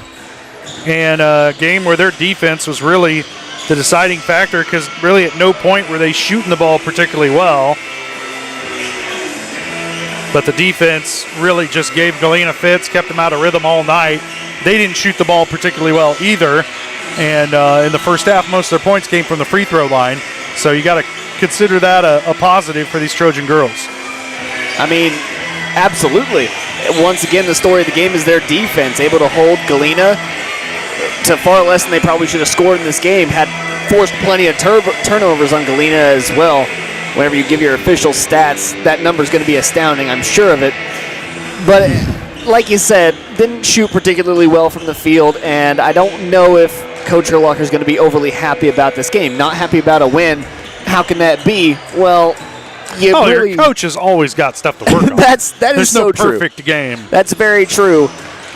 But I don't think he's going to be the least bit happy about this game. Just not a lot of shots falling tonight, and I think that'll be a focus. Not a lot of rhythm on the offensive end. Not really. I mean, but they were just the better team from start to finish, and the score is indicative of that. But, a coach is never going to be happy ever after a game. Even Coach Westcott seemed really discouraged by a 42-point win over Liberal the other night, and kids had a lot to work on in practice. We'll see how that worked out Just a few nights of practice here coming into this one in Galena, and they're going to be tested tonight by this Galena boys team. They are 1-0 on the year. They got a 10-point win over Caney Valley earlier this week, and it all runs through Jack Perry. And we mentioned earlier that the taller guys are in the starting five, but once you get into that Galena bench, you give up a lot of size, and it looks like athletic ability as well. So the Trojans need to be aggressive on the offensive end in order to get Galena in foul trouble. But we'll talk more about that here in just a little bit as we welcome in head coach Brad Herlocker, Trojan girls coach. They come out on top tonight, 50-33. And coach, your defense really the deciding factor in this one, as it looked like Galena was never really in an offensive rhythm at any point tonight. Yeah, the kids, we pride ourselves on defense, our defensive game plan, executing our defensive game plan. In that first half, we allowed number 2 to get to the rim way too much, and we adjusted things there at halftime. And I thought it really worked well, and we made it really, really hard for her. She hit a couple shots from Nebraska, but overall that second half, we made it really hard, and she shot a lot of low percentage shots, which that as a coach, that's what you want to make the other team do. They packed it in on us, and I wouldn't doubt that we won't see more of that. I've got a really, really good shooting team. We weren't necessarily on our best game tonight shooting, but there'll be a lot of nights where we will be, and everything looks better when the shot goes in, if that makes sense. I thought our kids executed our offense really, really well overall, and we got wide open shot after wide open shot, and some of them fell, some of them didn't. There were times where I thought we were so open maybe that it made it harder to make the shot. Everybody in the gym's watching you, and you're wide open and stuff like that, but you gotta go on a Friday night to the team that's the furthest away in the league and play and have a night like tonight. And we came out, and I think first 2 nights out we've looked unbelievably good, and very, very proud of this night though as well. We had adversity, we had some foul trouble and some stuff that happened, and kids stayed focused. The kids that came off the bench did their job, and overall just a great night. Head coach, you got a tough one coming up next week at Chanute, and it's never easy to take on the Blue Comets. They tend to play bigger teams throughout their season, and so it's going to be a test for you guys on the road. Yeah, they've played, I think, Baldwin and Ottawa, which, they've got a huge enrollment. I think at least double, if not more, the size of our enrollment, and you get some athletes when you have that many kids walking the halls and stuff like that. But you can't measure heart, and I tell you, this group of girls I have an unbelievable amount of heart. They come to practice every day and work their tails off, and as long as they keep doing that, keep doing the defensive game plans, I don't know that I would bet against us. So just really proud of the kids' effort, and again, maybe not having our best shooting night, but finding a way to grind out a nice win. All right, Coach. Well, thanks for coming all the way up here and joining us tonight. Feels like we're on the 3rd floor of a building here, and good luck next week, and go celebrate this one. Enjoy it tonight with your team. Yeah, that's right. I needed my steps anyway, so that's right. I get up here and. If you got one of these darn Apple Watches, they tell you how to live your life. Mine's super happy with me after climbing up here. Get up. Yeah, it's telling me to get up a lot. Yeah. Hey, I thank you guys. All right. That's head coach Brad Herlocker of the Girard Trojans. They come out on top tonight, 50-33 over the Galena Bulldogs. Our post-game coach interview brought to you by Community National Bank and Trust, serving the area for over 30 years. Stop in soon to pick up your very own Girard Trojan instant issue mascot debit card. Community National Bank and Trust, a proud supporter of Girard Schools. Learn more online at mybankcnb.com. All right, Daryl. Well, I think it's time to start talking keys to the boys' game, and just like the girls' game, you want your shots to fall for sure, and the Trojans gotten off to slow shooting starts, but I think more important than the shooting early is going to be the defense all night long. You got to keep. Oh my gosh! You got to try and take Jack Perry out of the game and force somebody else on this Galena squad to beat you. I mean, who's your best defender? And whoever that answer and who's your second best defender? Whatever comes to your mind, whenever you say that, I'm having him guard Jack Perry from one end of the court to the other. And I would not be surprised to see Ben Cullen guarding Jack Perry all over the floor tonight. caused a lot of havoc this season. He's probably the Trojans' most tenacious defender. Size-wise, he matches up really well with Jack Perry, so it'll be interesting to see what Coach Westcott does to try and slow him down. And Galena does have some good size. They got another kid by the last name of Little out there, and he is anything but as tradition with the Little family. Yes, as we're accustomed to. What is rare is that there's no Sarwinskis. But other than that, pretty much the normal style Galena team you're used to seeing here tonight. And Perry's the real deal. I mean, that kid's a baller, and he's probably going to play at the next level somewhere. And the Trojans are going to have their hands full with him tonight. But if they can slow him down, keep him down around 10 points, they've got a real good chance to win this game tonight. All right, those keys to the game brought to you by Evans Motors. Get the keys to your next ride with a stop at Evans Motors. Nick and Eddie have decades of experience getting folks into the right car, truck, van, or SUV that's right for them and their family. Stop by and see them at the intersection of Highways 69 and 400 just south of Pittsburgh, or see their full selection online at evansmotors.net. All right, we're about 3 minutes away from tip-off here. Daryl, we got so much to do. I know. I don't know if we can take a break here or not. Maybe we should I know. I'm playing with fire.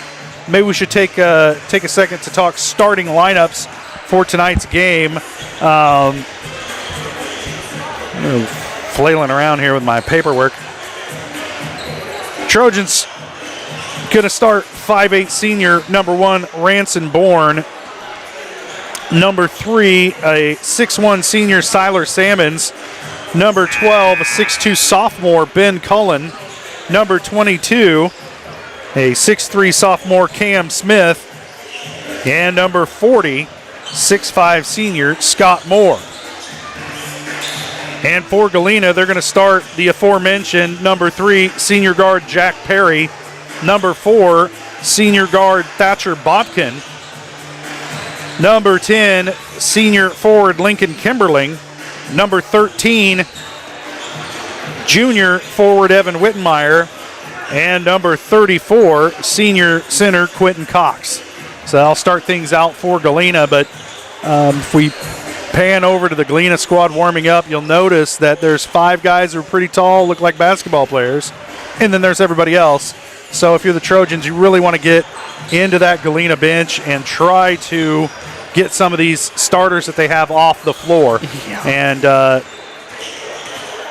if you're Coach Matt Meyer for Galena, you want to keep those starting 5 on the floor definitely as much as possible tonight. And if you're the Trojans, a faster-paced game up and down the floor, fatigue could become a factor late in the game. And so you got to be thinking that as well if you're Coach Rod Westcott. Yeah, and another player to look at is number 4, Thatcher Botkin. He is not the most vertically inclined, as we have mentioned. You're saying he's short? I am saying he's not as tall as Jack Perry. He's not tall. But this kid is a baller. There's nothing to shy away from. This kid handles the ball well. He's quick, and he is scrappy defensively. And we got one of those guys, Ranson Bourne, who's not the biggest guy. Who are we to say? He's scrappy, and he's fast, and at times he looks a step and a half, 2 steps faster than everybody else on the floor. Little water bug, as you mentioned. That's right. And there's going to be a couple of them in action here tonight, and they're both going to have their hands full covering each other. Those starting lineups brought to you by the Jagged Edge. The Trojans will start this game in style, but nowhere near the level of style you'll find at the Jagged Edge. Stylist Carla Sands will have you looking your best for your next big game. Make an appointment soon by calling 620-724-7500. We're going to step away for a quick break. We come back, tip-off from here in Galena. Trojan boys getting set to take on the Galena Bulldogs. You're watching Trojan basketball on Girard Sports Live.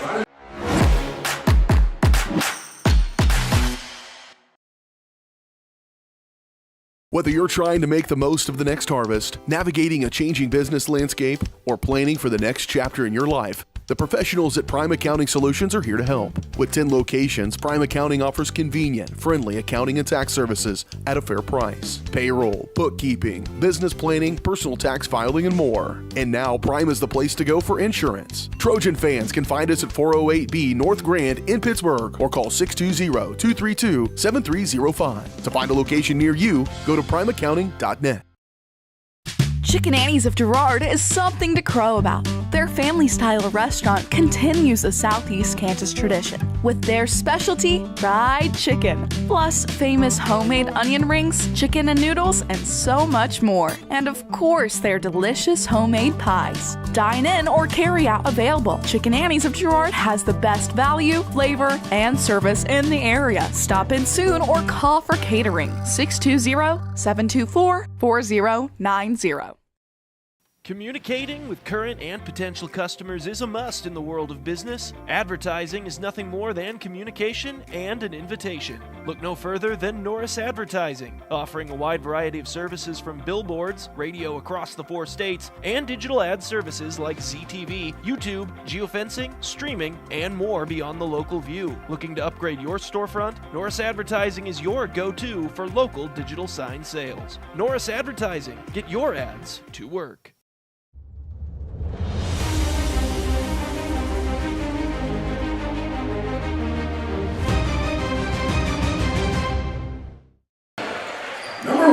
I think a good tradition would be picking a random person out of the crowd and asking them to sing the national anthem. It would be a tradition, for sure. I think it's something you could do. It would sure be something, wouldn't it? All right, they're announcing the starting lineups here in Galena, but we already done that, so we're pretty set. Yeah, we are pretty set. Getting set for the opening tip-off here in Galena. Trojans come into the game 1-1. Galena 1-0. They're coming off a 10-point win over Caney Valley. And in that game, the outside shooting of Jack Perry combined with the length of the starting 5 for Galena really was more than Caney could handle. We'll see how the Trojans cope with it here tonight on the road in Galena in the first game of their CNC League schedule. Yeah, I think obviously you're going to have to focus on Perry for the game, but I think the big story is going to be rebounding down low. We should have the height advantage over the other team. Now, Cox is a very big individual. You'll see him tipping off against Scott Moore here more than likely. He's got to be careful to stay out of foul trouble tonight for Galena. Because after him, not a lot of post players. Tonight's opening tip brought to you by Farmers Bank. Farmers Bank, proud to have helped with the growth and development of the communities we serve. Farmers Bank, looking forward to a brighter tomorrow. Farmers Bank with locations at Hepler, Walnut, St. Paul, and Girard. Here's the tip. Trojans control. Salmons comes away with it. Ahead to Ranson Bourne on the wing, picks up his dribble, and a quick turnover to start things off for the Trojans as Bourne don't pick up your dribble, and then quickly Jack Perry, 3 on the way, no good. Long rebound tracked down by Siler Salmons. Now Bourne with it again, picks up his dribble on the wing, kicks it over to Cam Smith. They'll work it around the horn to Ben Cullen, gets it back to Bourne. Now back to Smith. He'll pull the trigger on a 3 from the corner, no good. Rebound, Cullen. Back out to Cam Smith. Another 3 on the way from Cam, no good. Another rebound by Ben Cullen, and he's fouled.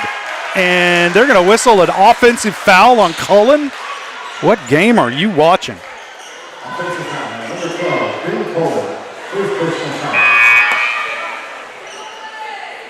I'm not sure how Ben got an offensive foul. All he did was get a rebound, turn around, and put it back up.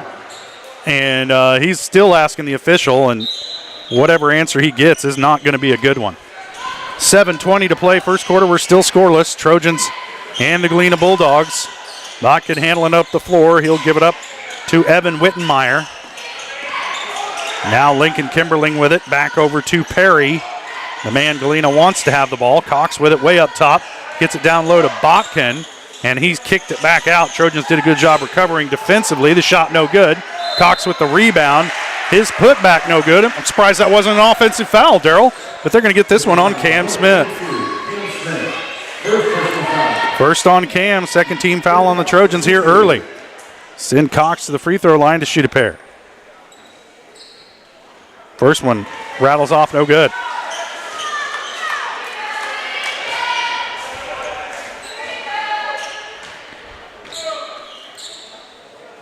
Second shot on the way from Cox, no good off the front iron. Rebound, Scott Moore. Trojans with it, coming back the other way. Smith with it way up top, being guarded by Kimberling. Gives it up to Bourne. Now Ranson's going to put it on the floor, into the lane, forces one up off the glass. It's good. Sometimes you just got to be aggressive, and Ranson Bourne does it right there. Trojans with a 2-0 lead. Botkin with it. Gets it over to Wittenmeyer. Now Kimberling with it. Perry calling for it. Gets it outside. Guarded by Cullen. He'll put it on the floor. Cullen guards him out top. Good defense by Cullen. Back to Perry. He elevates from the elbow and hits. You can't leave him even when he doesn't have the ball. It's just insane how good he is at basketball. Doesn't take long for him to get a shot off, and you got to stay in his pocket. Bourne with it. He's going to drive into the lane again. Up and under off the glass. No good. Rebound. Cox gives it up to Perry, and he'll handle up the floor. Cullen picks him up past the free throw or the three-point line, and Perry elevates and hits a three. Goodness. And Ben's got to get his hands up. Perry with 5 quick ones, and Galena up 5-2. Trojans can't rely on that three-point shot. Got to keep getting into the lane and taking high percentage shots and drawing fouls. Smith with it across the way. Bourne thought about a three. He'll put it on the floor now. Throws cross court to Smith. Into the corner to Salmons. Down low to Cullen, and he's going to draw a foul. I think they're going to get Kimberling with this one. We'll see. Nope. Quentin Cox with that one, and if you're Galena, you don't want to see that. As Cox picks up his first. Cullen to the line to take a pair.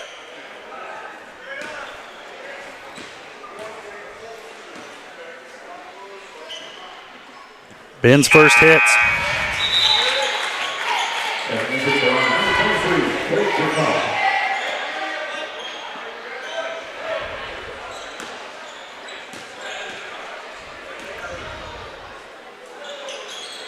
Cullen hits them both.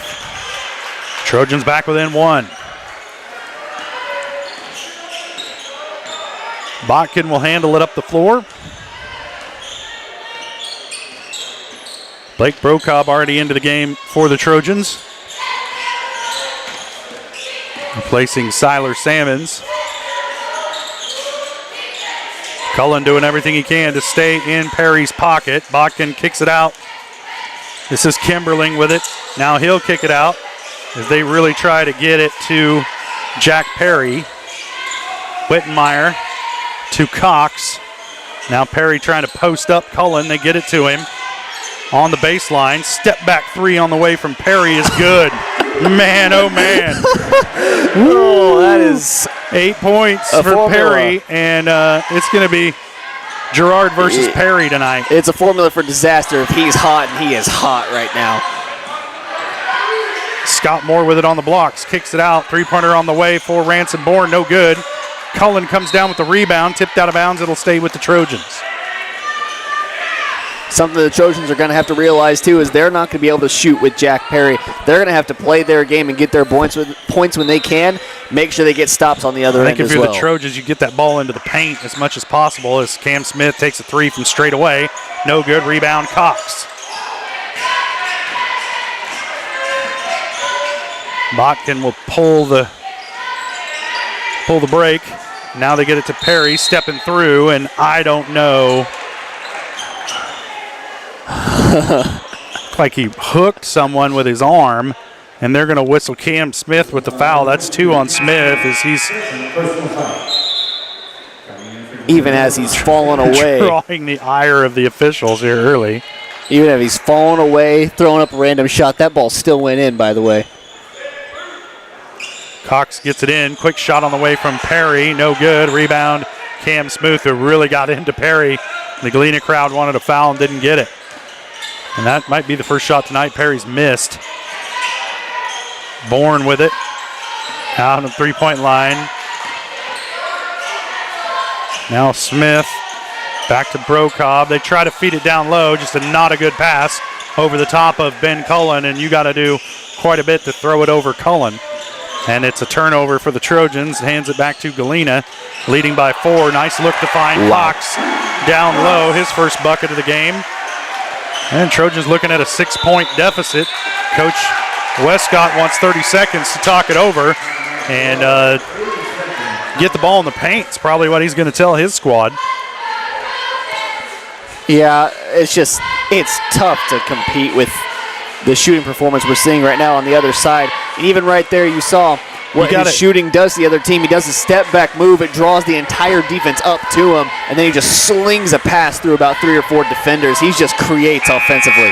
Well, there's only one guy that needs to guard him out there on the perimeter, and everybody else needs to play their position. And Perry's really kind of got the Trojans out of sorts, but you got to get him out of rhythm, and one way to get him out of rhythm is to draw fouls on the other end of the floor and shoot free throws and slow this game down. Work the ball down in the post. Play your game, because right now Jack Perry's dictating the pace of this game.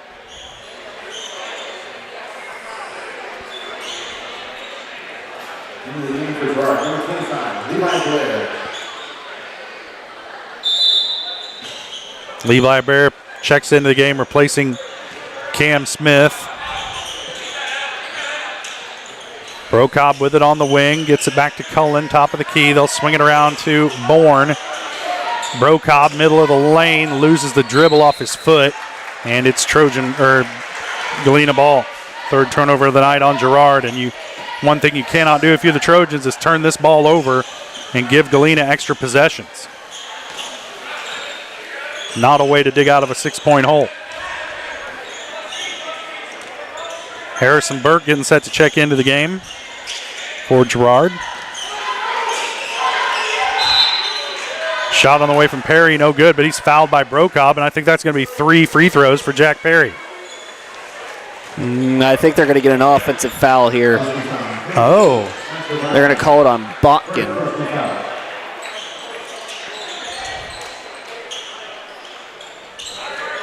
First on Botkin, just the second team foul on Galena.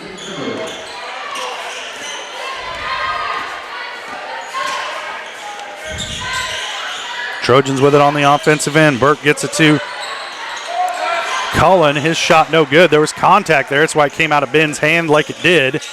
No call. And now Perry goes to work. Step back 3 off the back iron. No good. And if you get him fading away, he's less likely to make that shot, and he had to work for that one against Cullen. It didn't come easy. It wasn't a standstill, pull the trigger kind of 3, and there's a foul on the open floor. They're going to get Lincoln Kimberling with that one.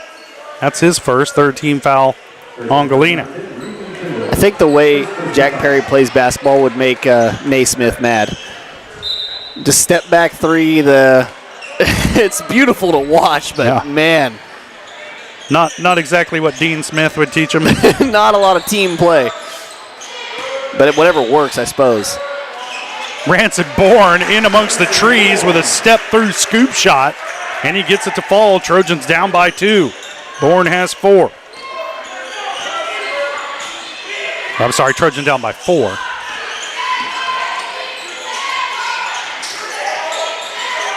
Perry gives it up again. Shot from the corner. And it's good for Zane Adams. That's not a good sign for the Trojans either. If other players are going to start making it besides Perry, that makes his night a whole lot easier. Burke gets it over to Levi Blair on the wing. Back up top to Ben Cullen. They'll swing it around to Ranson Bourne. Shot on the way from Burke for 3. No good. Rebound Blair. Put back no good. Rebound Cox. Now Perry with it, guarded by Cullen, looking for a screen from Cox. Not well executed, and his entry pass down low tipped away by Levi Blair. He was trying to get it to Wittenmeyer. And the possession will stay with Galena. Siler Salmons checks in for Blair. Good energy that time by Levi. Coach telling him when you get that rebound down low, kick it back out. Pass deflected. First turnover of the night against Galena as Trojans come away with it. Bourne gets it top of the key. They'll swing it into the corner to Salmons. Back up top to Ranson. Now free throw line for Cullen. Stepping into the lane, has it ripped away. And Ben gets it right back, so a turnover each way. Now Moore with it down low, off the glass is good. Trojans need to get him the ball offensively. First bucket of the night for Scott. And the lead is 5 for Galena, under 30 seconds to play. I'm wondering, Daryl, who you think is going to take this last shot. I got my guesses. As Perry working his way into the corner through a screen, gets it. A lot of traffic there. Now elevates, falling away, and hits on the baseline. And Jack Perry putting on a shooting clinic here in this first quarter. He's got 10 points in the first quarter. Ransom Bourne driving baseline, layup on the way, no good. And that'll do it for the first quarter. Trojans trailing by 7, 15-8. We'll take a quick break, and we'll be back here watching Trojan basketball on Girard Sports Live.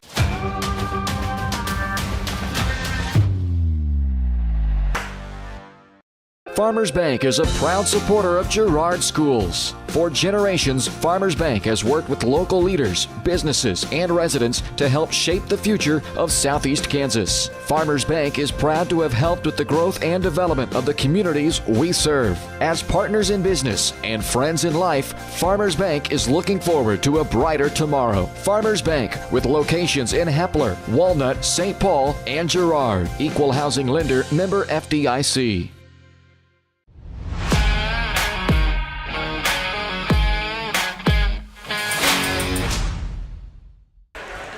Well, it's been the Jack Perry show so far here tonight in this first quarter. Galena has 15 points. Perry has accounted for 10 of them. And the Trojans trail at 15-8. He's just been on fire. It's just ridiculous. I mean, it's ridiculous. We were talking about it. That last shot that he just made. Circus shot. Double teamed in the corner of the court. Falling away on back. The baseline, behind the backboard almost. Steps back, fading away. I mean, eyes closed. It just throws it up, and why not? Two hands in his face. Yeah, one of our tallest players has a hand in his face. Yeah, what are you gonna do? I mean, you just kind of shake your head and go. And now, if he's not on the floor, here we go. He's not on the floor. Trojans need to make a run this right is your here. Chance. This is the chance. You got to get some stops and some buckets if you're Girard right now. And Cullen is sitting for the Trojans, so when Perry sits, Ben sits. Chance to catch his breath. Botkin with it, being guarded by Perrin Stevens. Three-pointer on the way, no good. Ripped down by Cox, working against Scott Moore. Shot blocked, but somehow Cox comes away with it again, and the putback is good. It's that kind of night for Galena tonight. 4 points for Quentin Cox. And it's a 9-point lead for the Bulldogs. Trojans need an answer on this possession. Bourne with it, top of the key. Over to Stevens, into the lane to Scott Moore. He'll put it on the floor. Steps through off the glass, can't get it to go. Adrian Newton battles for the rebound, and he's fouled. Good effort by Newton to rip that one away from Cox. And I think they're going to get this. Oh my gosh, they get it on Cox. That's his second. And if you're Galena, you don't like that. I'm not sure Cox is the one who committed that foul. As Newton misses the first. If you're the Trojans, you need to make your free throws tonight.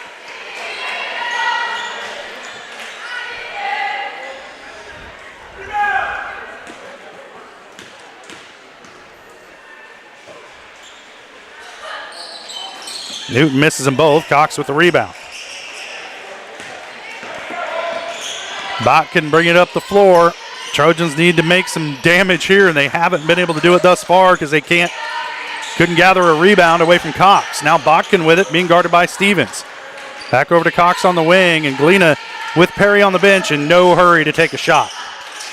Trojans are going to have to turn up the defensive pressure to force this. Swing it around, open three-pointer on the way from Zane Adams, no good, tipped around, and Cam Smith comes away with the rebound.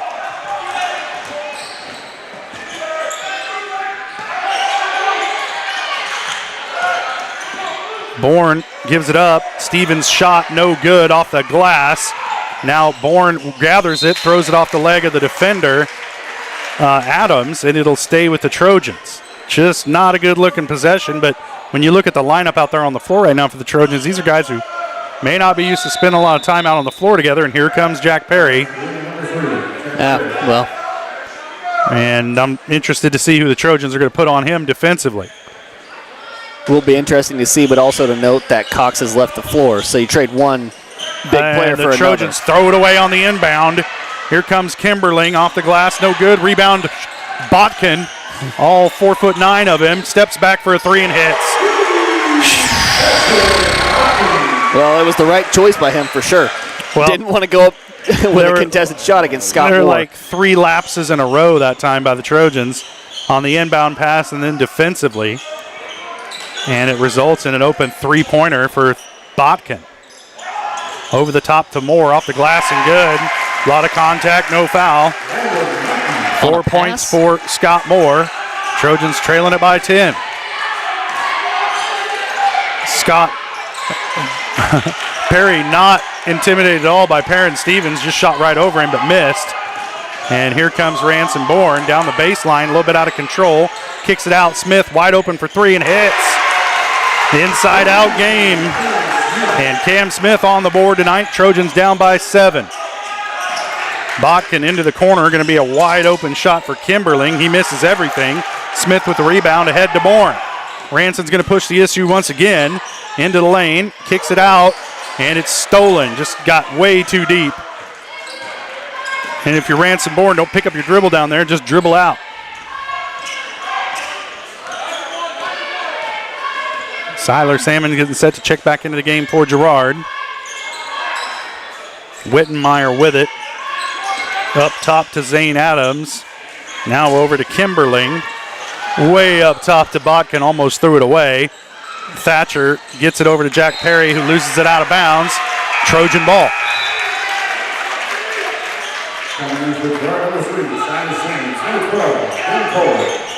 And now Cullen back into the game. 3 guesses who he's going to be guarding. I get 3 of them. Siler Salmon's with it. Now to Botkin on the wing, or I'm sorry, to Bourne on the wing. Smith, long 3, off the mark. And it's going to go out of bounds to Galena.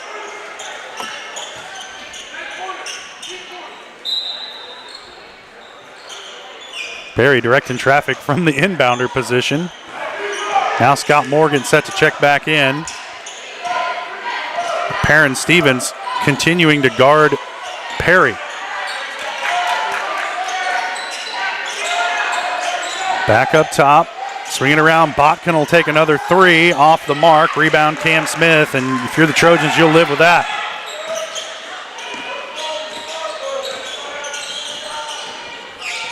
Bourne will dribble it up, gives it up to Smith, top of the key. Back to Bourne on the wing. Kicks it back out to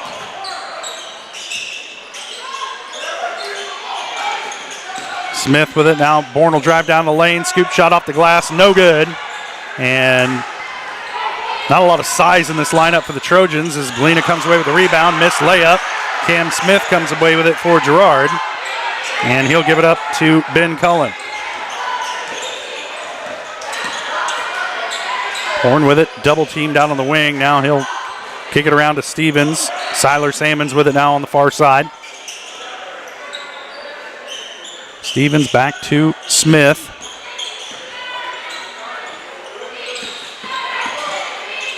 Nice look to find Stevens. His shot no good, but he's fouled. And we'll head to the line. See who they whistle this one on. It's going to be on Perry. That's his first. Perrin Stevens earns a trip to the charity stripe. And I fear that's the best strategy of beating Jack Perry, is getting him into foul trouble. I make him play some defense. That wouldn't hurt. Free throws as Perrin misses the first. Trojans 2 of 5 from the line tonight.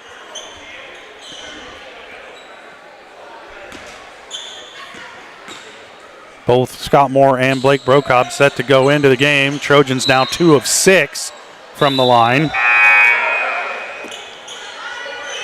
Stevens and Salmons will sit.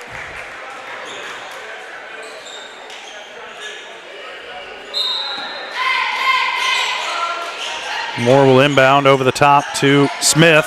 Back down to Moore in the lane. Elevates off the glass and good. 6 points for Scott Moore. Trojans trailing by 5.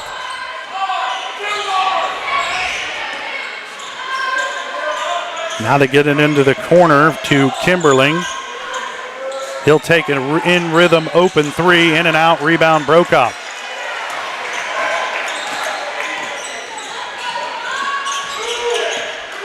Now Bourne with it on the far side, back to Brokop, gets it down low to Scott Moore off the glass and good. There we 8 points go. for Moore. I think we found a recipe here. Let's see if we can stick to it. Trojans down by 3. And taking advantage of Cox not being in the game for sure. Get it over to Wittenmeyer. His pass deflected. It ends up in the hands of Botkin. Open three, no good. Rebound Smith.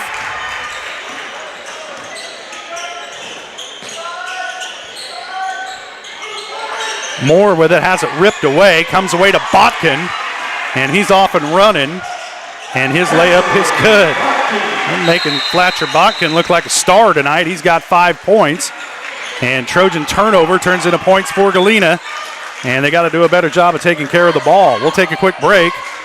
Oh, it's a 30-second timeout. We'll stay right here. You're going to have to play such a good defensive game to beat this team, Darryl. You can't turn it over on the offensive end. Yeah, your only chance in this game is to keep up.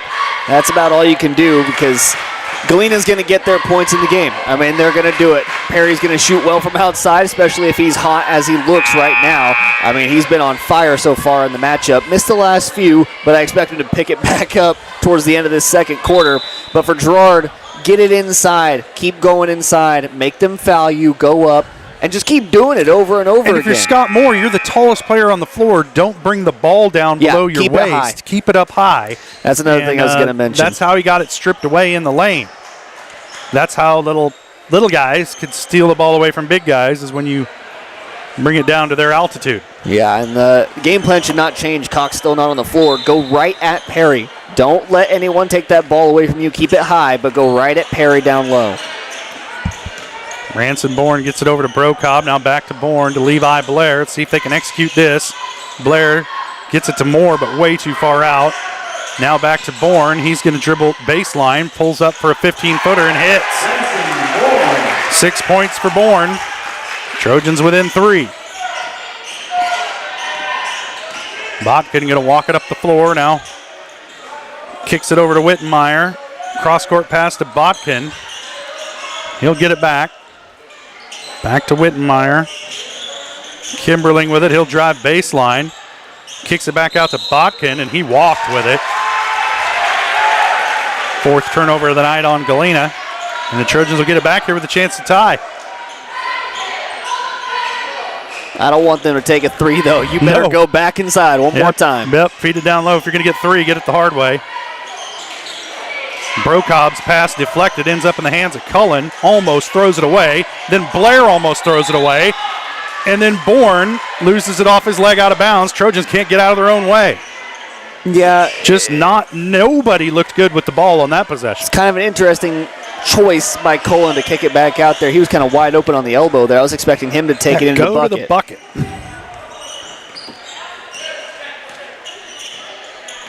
So now Botkin working against Bourne. His pass tipped away by Blair out of bounds. It'll stay with Galena. 40.6 to play in this first half. Trojans have had their chances. Just haven't been able to quite get out of their own way. Botkin gets it on the inbound. Again, we mentioned during the girls' game, there's no shot clock at the CNC, so technically Galena could hold for last shot. Not really their style, since Jack Perry's got it right now. Throws it away. Ransom Bourne comes away with it for the Trojans, ahead to Brokop, and he has it stripped away, but it'll stay with the Trojans.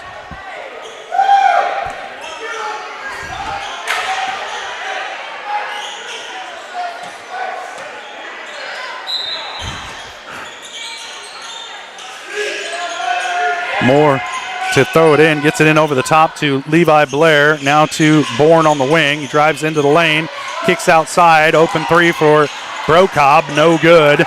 Rebound comes down to Zach Adams, and again, not the shot you want if you're the Trojans. Get it down low. Galena wants you to settle for the 3. Botkin for 3, and he hits at the buzzer.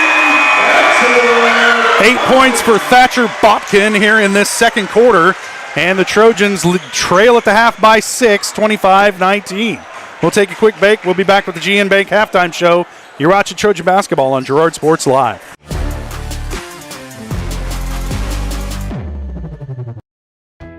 Hydrix, your dependable independent. Depend on us for service, for selection, for price.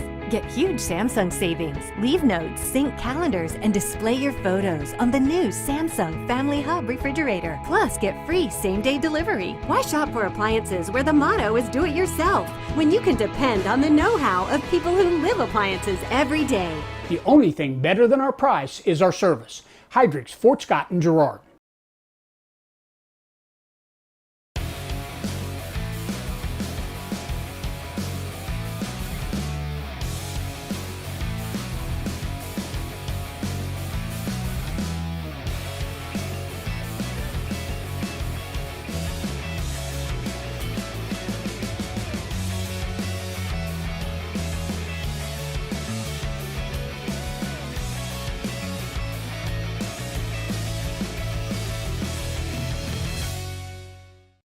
Call service is outstanding in their field, especially for those that are stuck, well, outstanding in their field. Coles carries a wide selection of farm, industrial, and heavy-duty tires, all from the best brands in the business. And they've got farm service trucks ready to go. Plus, Coles continues to be the place folks go for car and truck tires, repairs, oil changes, and so much more. If you're in the market for new tires in Southeast Kansas, make the right call to Coles Service, 620-724-4121. See more at ColesServiceLLC.com. Our whole vision of becoming the four-state agency was because we want to be able to grow with our clients, whether they have a lake house in Oklahoma, whether they're starting a business and expanding into Arkansas. We want to make sure that they're taken care of, whether it's home, auto, financial services, or even life insurance. We want to walk through the stages of life with our clients. That's the biggest part. That's what makes us different.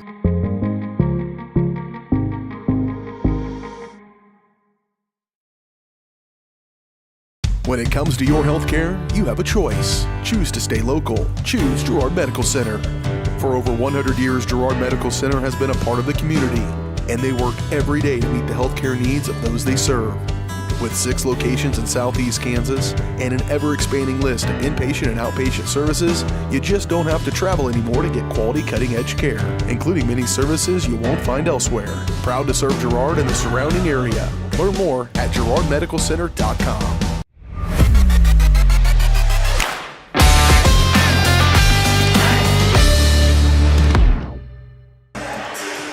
Welcome back to Galena at the half. The Trojan boys trailing Galena 25-19. And Daryl, we were talking off the air. Trojans are actually quite fortunate to only be down 6 in this situation because that was not a good-looking first half they put together against Galena, and fortunate that they're not in a bigger hole than they are right now. Turned the ball over 7 times. Galena turned it over 5.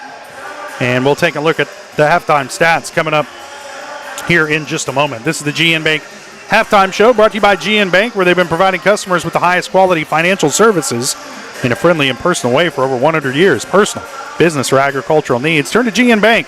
Learn more at gn-bank.com. Well, looking back at this first half, pretty much what we've said the Trojans need to do. Every time they do it, they score. The problem is they don't do it often enough. Get it down low. Scott Moore, every time pretty much he's gotten the ball in position on the blocks, he's been able to score. And Ben Cullen's having a pretty good night under the bucket, rebounding. And there's times you'd like to see him be a little bit more aggressive on the offensive end, but Trojans have taken a lot of outside shots, and not many of them have fallen tonight. Just one 3-point bucket on the night, and that was from Cam Smith, and that's it. But the Trojans have shot their fair share of three-pointers. And Galena so far having the much better shooting night of the two teams. They're getting some lucky bounces down low. And then Thatcher Botkin really has kind of been the X factor here tonight. He's got 8 points in this first half, and they came at big moments for Galena to try and keep the Trojans at arm's length. And here at the break, Girard trailing it by 6. That eye on the game brought to you by Kanar Eye Care. As we take a look back at the first half, Kanar Eye Care is here to make sure you can see what you're looking at. Kennar Eye Care with locations in Pittsburgh and Girard is here to help their valued customers. Learn more at KennarEyeCare.com. Well, Daryl, I don't know. What do you say about it? It's kind of a head scratcher because the Trojans, I mean, you look at them and they should be hanging with this team, but with the performance they put forth out on the floor during the first half, I'm happy that they're only down by 6. Whew. Yeah, man, they've done all the right things defensively. Jack has just hit his shots tonight so far, and you can't really take that away from him. Sometimes it's your night, sometimes you're on, and most nights he's on. Yeah, and it's showing here tonight. But you saw it on that last possession there when Thatcher hit the three-pointer to end the first half. It's the 50-50 balls. The Trojans came up and triple-teamed Jack Perry, so they kind of did what we told them to do. Yeah. In all fairness, you're taking the ball out of Perry's hands, making someone else beat you. They did, and right now the Bulldogs, their alternate players besides their star, they've just been performing. Now, as far as on our offensive side, getting the ball down low, Galena's running a real tricky defense right now. Kind of a 2-3 almost, where the wing guys actually are going to still scrunch up and play up top as well, but they've been sinking down on Scott Moore, not letting that ball go inside. That's leaving a lot of three-point opportunities open. And like you mentioned, Galena wants you to settle for the 3. And the Trojans are playing right into it. Yes, they are. Well, Quentin Cox spent almost that entire second quarter on the bench, and the Trojans still didn't get the ball down low with the clear size advantage, and Galena's been able to hold them off at arm's length. So let's take a look at some of these first half stats brought to you by B&B Excavating. The numbers don't lie, dirt's heavy. So trust the guys at B&B Excavating to move what needs moving, specializing in septic systems, waterline install and repair, driveways, rock hauling, and leveling. Call B&B Excavating at 620-724-2735. First for Galena, they're led in scoring by none other than Jack Perry. He's got 10. All of those coming in the first quarter. Thatcher Botkin has 8, all of those coming in the second quarter. And combined, they're really driving this bus for Galena. Quentin Cox has 4 points and Zane Adams 3 to round out the scoring for Galena. For the Trojans, they're led in scoring by Scott Moore. He has 8 points, 6 of those coming in the second quarter. And pretty much every time he got the ball down low, it was points. Just didn't get it often enough. Ransom Bourne has 6. Cam Smith with a 3-point bucket. And Ben Cullen 2 for 2 from the free throw line to round out the scoring for Girard. So not a lot to talk about offensively for the Trojans, and didn't do a great job of taking care of the basketball either. And that's the reason they're in this 6-point hole to Galena. The defense hasn't been bad, but the offense has. And the Trojans having a hard time finding points here in this first half. We'll take a quick break. We'll be back with more of the GN Bank halftime show. Trojans trailing at the half. You're watching Trojan basketball on Girard Sports Live.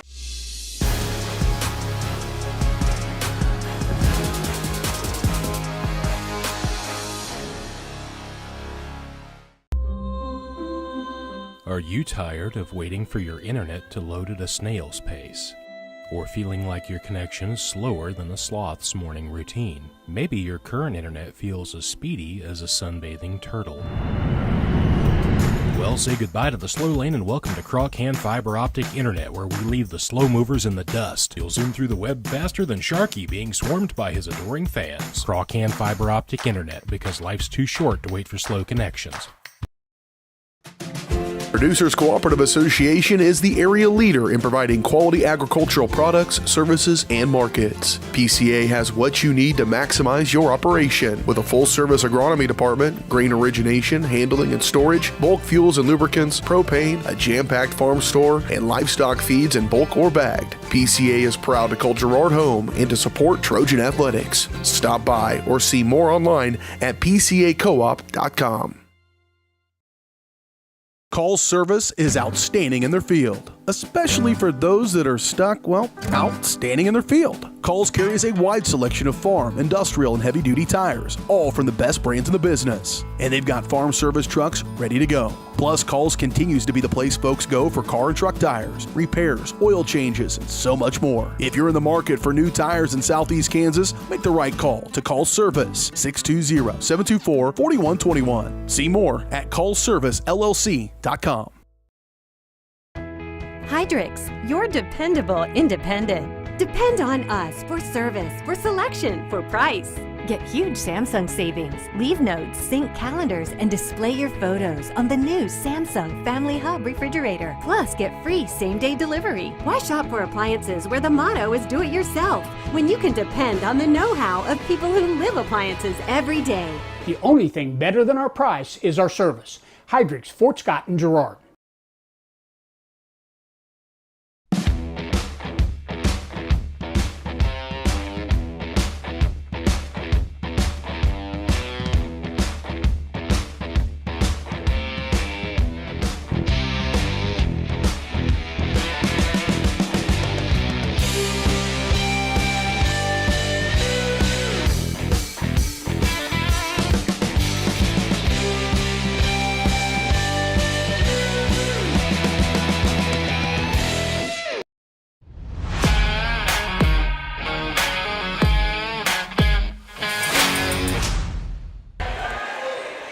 Welcome back to Galena, Kansas. At the break, Trojans trailing the Bulldogs 25-19 at the half. And all football season, we saw the Trojans struggle with slow starts. And we're seeing it here in the basketball season, too, as the Trojans, their first halves have not been much to write home about, but they've been considerably better in the second half of ball games. And they're going to need one here tonight in Galena.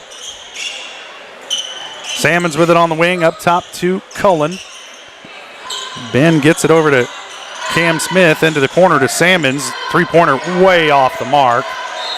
And it's going to be out of bounds. They're going to say last touch by Cullen, who Ben doesn't believe that one. Not sure I do either, but exactly what Galena wants them to do, shoot a three-point bucket.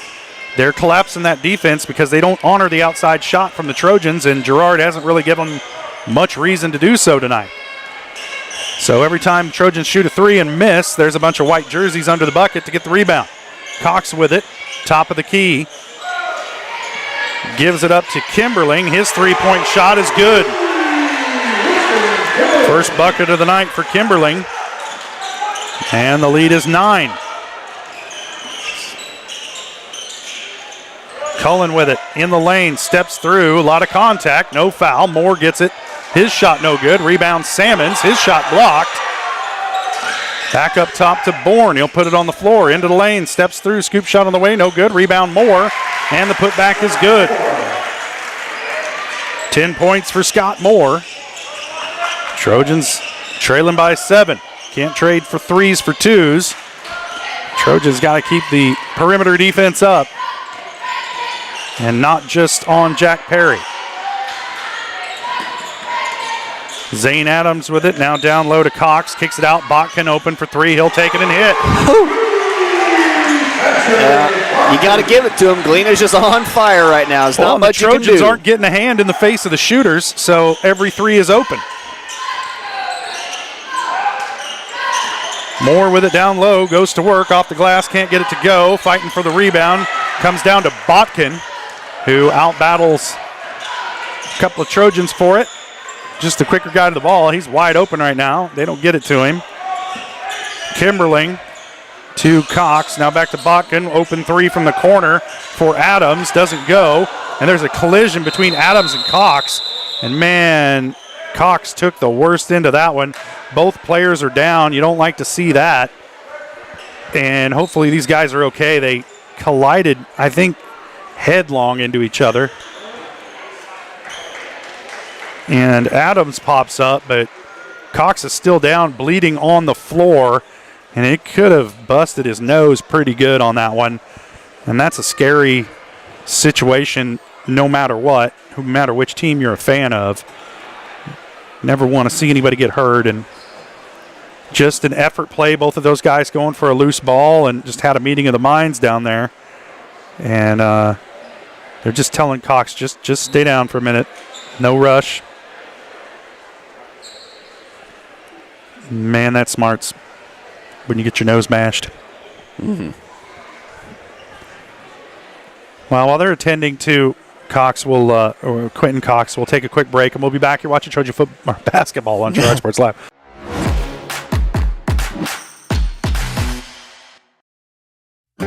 A partner in your fields and in your success. That's what you get with Murphy Seed. Channel seedsman Matt Murphy knows your fields and can recommend the elite seed products designed to perform in your area, maximizing the profitability of every acre. With Murphy Seed, you'll get year-round, hands-on, customized service. To learn more, call Murphy Seed at 620-249-6419. Your partner at every stage. Matt Murphy and Murphy Seed. Community National Bank and Trust has been serving the area for more than 30 years with a strong commitment to the highest quality leadership and banking services. Missing that human touch with your bank? Come talk to a real person at Community National Bank and Trust. We're your local bank that's small enough to know you, yet big enough to offer the best products. Community National Bank and Trust. Federally insured, locally awesome. Member FDIC.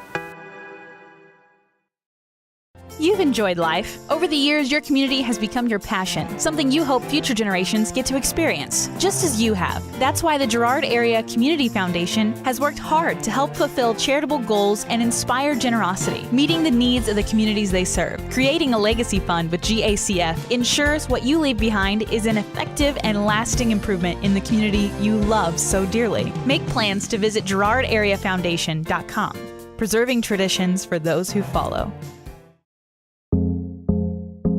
I was raised in a small town, and there was a lot of people who took time to invest in me. And so when we decided to open up our offices, we want to make sure that we're pouring back into the community that's giving to us. We care. We want to be involved. We want to have a passion for what you have a passion for. We want to be able to give back. And that's the foundation. That's why we're more than just insurance.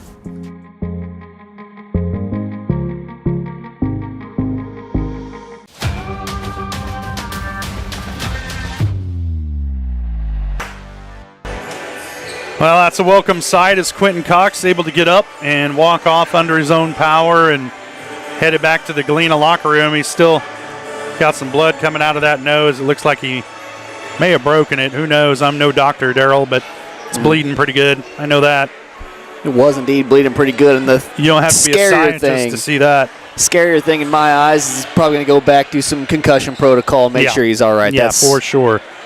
And Galena have to make some lineup adjustments here, but I think we're going to be ready to go. 5:53 to play, third quarter. Trojans trailing by 10. And Jack Perry set to inbound for Galena. Gets it over the top to Botkin, who somehow is open. Drives in the lane, little floater on the way is good. 13 points for Fletcher Botkin. Trojans down by 12. Get it down low to Scott Moore. He'll kick it out. Three-pointer on the way from Ranson Bourne, no good. Rebound Cullen, his putback no good. Lots of contact. Again, don't expect a foul under there. And Galena with the ball is Perry handling. And Galena does not have to hurry. They're leading by 12. Kimberling with it. Now to Botkin at the free throw line. Back up top. Botkin kicks it over into the corner. Just working it around the perimeter. Thought about a three.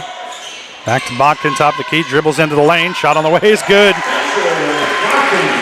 Just not going to guard him tonight.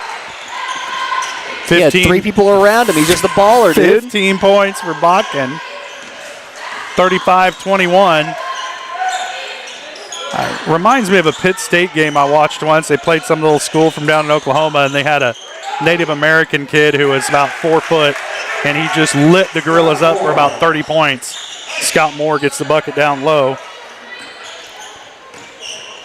He's got 12. Trojans trail it by 12.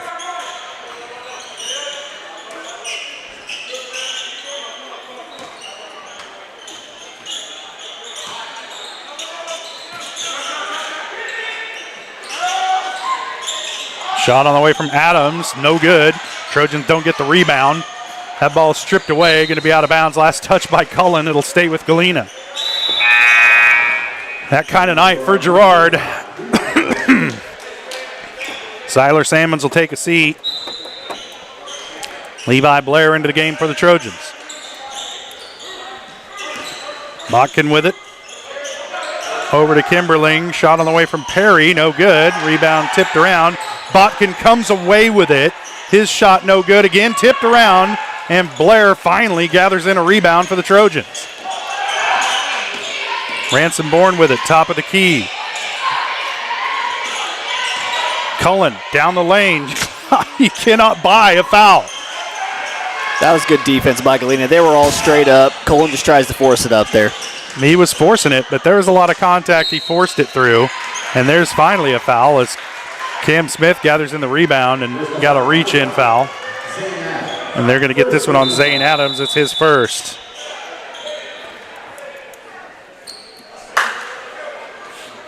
Timeout on the floor. 30-second timeout. We'll stay right here. Trojans trying to get the ball down low, getting a lot of contact under the bucket. Can't buy a foul. And Galena's playing really good down no low. No shots are falling inside or outside right now for the Trojans, and that's not a good recipe because you're going to have to score with this Galena team. And,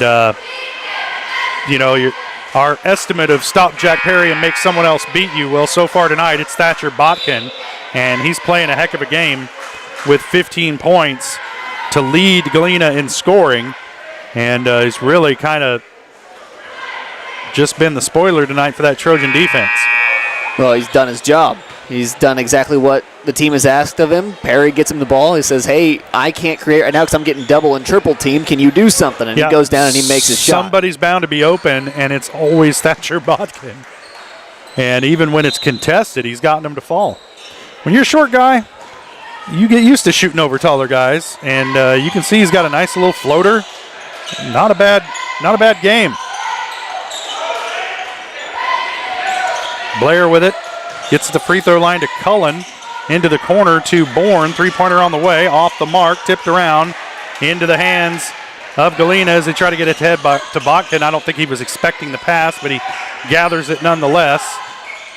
And this is Kimberling. His shot on the way is good.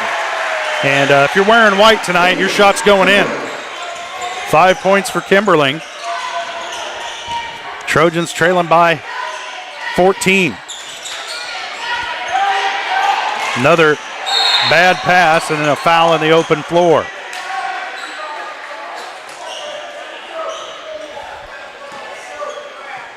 Yeah, they're going to get it on Levi Blair. It's a good foul by him. Saves the easy bucket for Botkin on the other end. Gives him a chance on defense as well to make something happen. Perry will inbound to Botkin. Jack Perry just kind of playing decoy here in this third quarter. And the rest of his teammates carrying the show. And Perry gathers in the rebound. Stripped away by Ransom-Bourne. Now the Trojans off and running. And how is that not a foul? Perry into the lane. Shot on the way is good and a foul.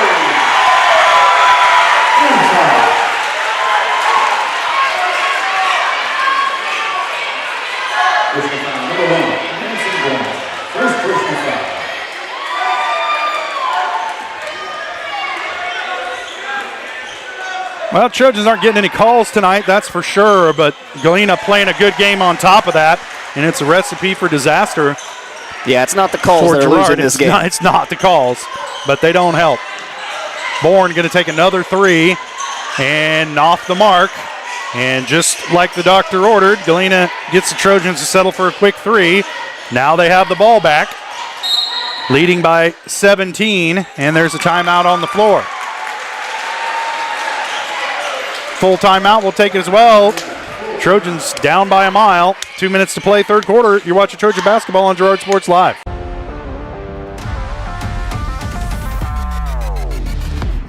Since 1918, GN Bank has been the heart of our community. Big enough to meet all your banking needs, but small enough to offer that personal touch you deserve. From agricultural loans to home mortgages, GN Bank has the expertise, products, and service to help you thrive. With a pledge to treat others ethically, be adaptable, focus on customers, and invest in the communities they serve, GN Bank is committed to your success. The best place to bank and borrow, GN Bank, where community banking truly comes first. Equal housing lender, member FDIC.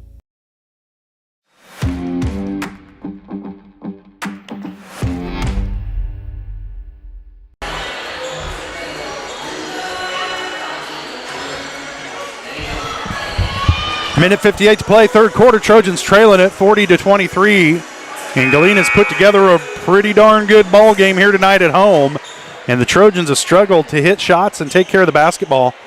And just a rough night for the guys in crimson.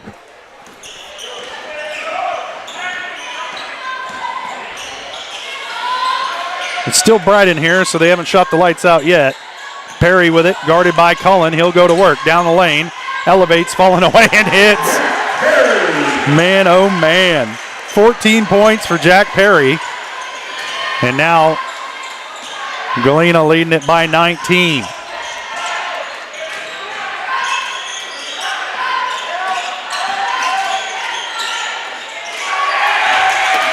Pass inside, broken up. Another turnover by the Trojans. Perry will take the open three. Ooh, in and out. Rebound comes down to Lincoln Kimberling. And then Levi Blair tracks down his miss, and he's fouled in the open floor. I think they're going to whistle Zane Adams with that one. It'll be his second. Both teams with 2 team fouls in the third quarter. So no danger of being in the bonus here with a minute 15 to play, barring some sort of strange occurrence, maybe a barroom brawl or something. Bourne with it, top of the key, gives it over to Smith. Around to Levi Blair on the wing. Cullen about has it stripped away, then gets it back, and they're going to whistle a reach in. I believe they're going to get Lincoln Kimberling with this one. That's his second.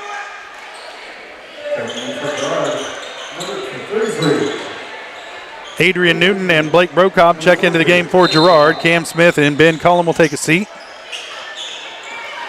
Moore gets it in to Ransom Bourne. Now back to Moore, stepping through off the glass, can't get it to go. Rebound tipped around, it'll stay with the Trojans.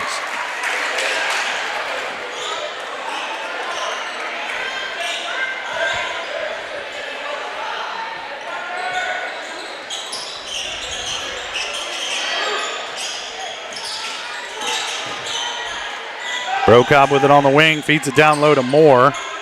Triple teamed. Scott kicks it out to Adrian Newton, open for a three, takes it off the mark. Rebound Jack Perry. And Galena can hold this one for the last shot here in the third quarter with a comfortable 19-point lead over Girard.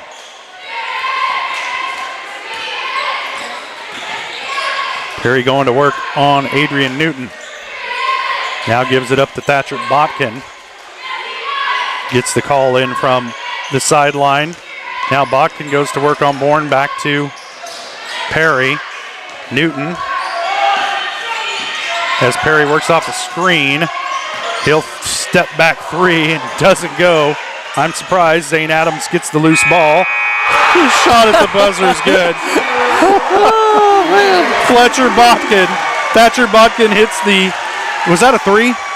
No, they called it 2. No, it's a 3. Because it's 45-23 and it was 42-23.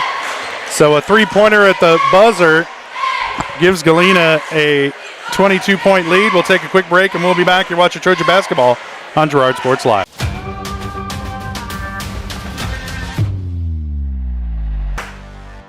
Whether you're trying to make the most of the next harvest, navigating a changing business landscape, or planning for the next chapter in your life, the professionals at Prime Accounting Solutions are here to help. With 10 locations, Prime Accounting offers convenient, friendly accounting and tax services at a fair price. Payroll, bookkeeping, business planning, personal tax filing, and more. And now Prime is the place to go for insurance. Trojan fans can find us at 408B North Grand in Pittsburgh or call 620-232-7305. To find a location near you, go to primeaccounting.net.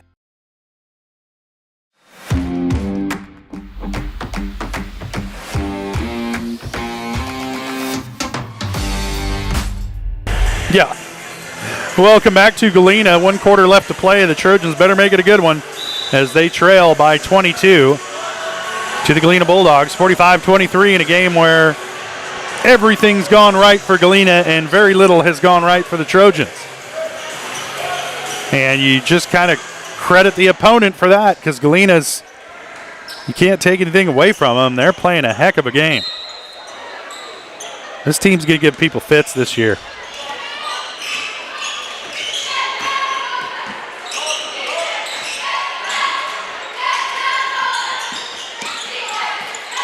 And Quentin Cox went out of the game after a collision. And so you would think that Galena lost their best rebounder, but they're still out rebounding the Trojans. And without him, they continue to pull away as Bourne has it stripped away. Another turnover by the Trojans. And Botkin with it. Oh, I thought he was going to take that. I really thought he was going to take that three. Might as well at this point. He's on fire. I was almost rooting for him to take it as Bourne trying to strip it away from Perry. And no traveling call there.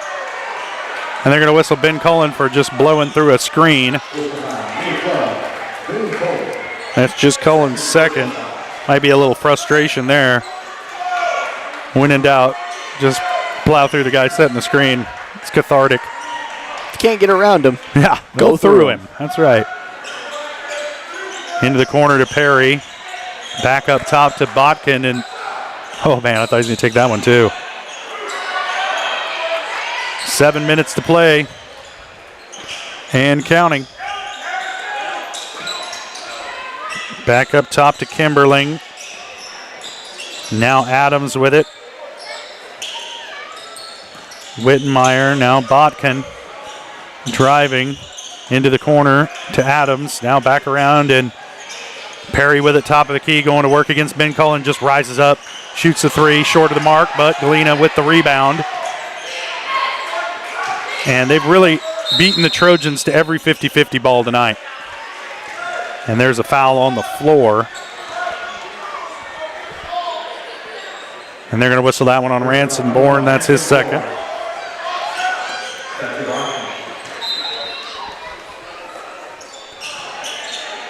Long three on the way, no good. Tipped around, ball ends up with Cam Smith.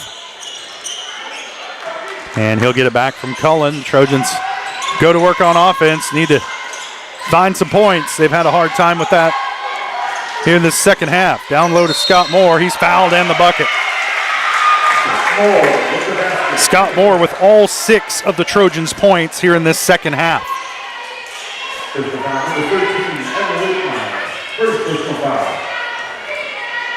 Wittenmeyer picks up his first. Moore trying to get 3 the hard way here at the line.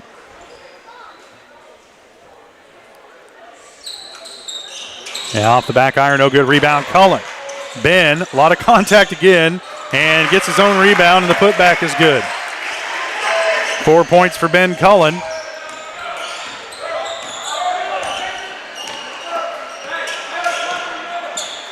Trojans trailing by 18.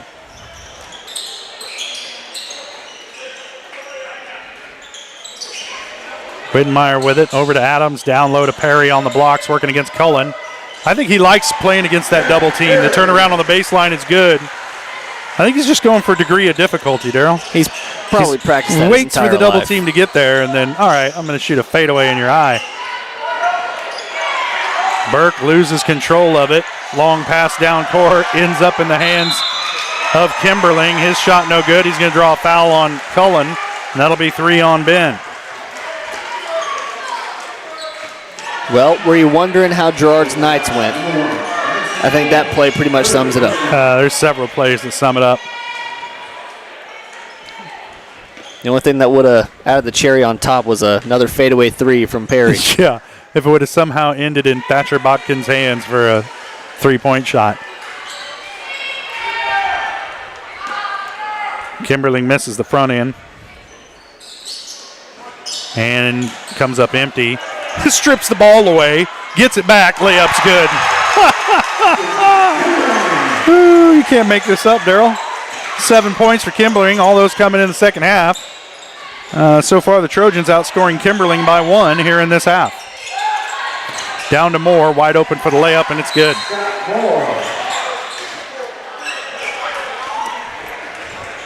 Moore with 8 points in the game. There's a timeout on the floor, full timeout. We'll take it as well. Trojans trailing by 20. 5:05 to play. You're watching Trojan basketball on Girard Sports Live.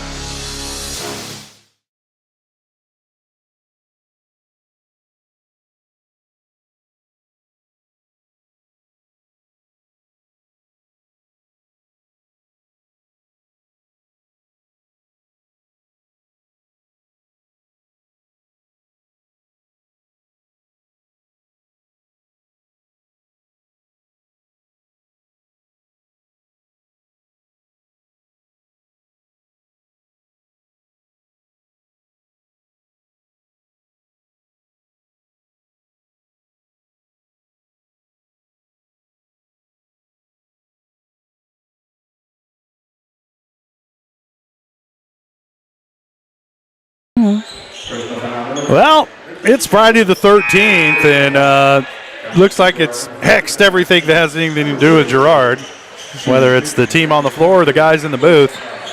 And now a shift change getting ready to happen for Galena as they're going to bring their starters out. 2:34 to play in this game. They're up by 22, and it's going to be a chance for some younger guys to get in the game and get some experience. And Thatcher Botkin will stay out on the floor, so Trojans still going to have to play some defense. Get it in over the top to Salmons. Now Smith with it, working down low to Smith, or to Moore, and he's fouled in the lane.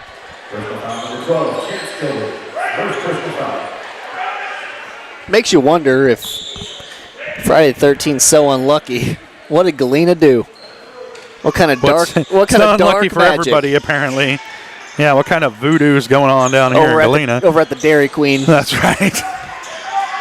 Somebody sacrificed a peanut butter parfait before this one, and Salmon's right under the bucket. Can't hit it point blank. And it's been that kind of night for the Trojans. Galena comes away with it, leading by 22. And it's just a matter of running this time off the clock now for the Bulldogs. They don't really need to do anything offensively other than just hold on to the ball. Botkin down the lane, kicks it outside.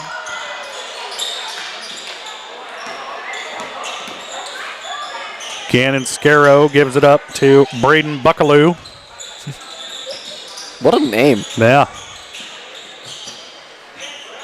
I wonder what his nickname is. Botkin. Oh, man, I thought he was going to take it. Buckaloo gives it back up to Botkin. Being guarded by Ransom Bourne, who's still poking at him, and Ransom's going to pick up a reach-in foul. That'll be 3 on Bourne. Make that his 4th, excuse me. Trojans going to run some younger guys into the game now as Burke and Perrin Stevens and Seth Wilson check into the game for Girard.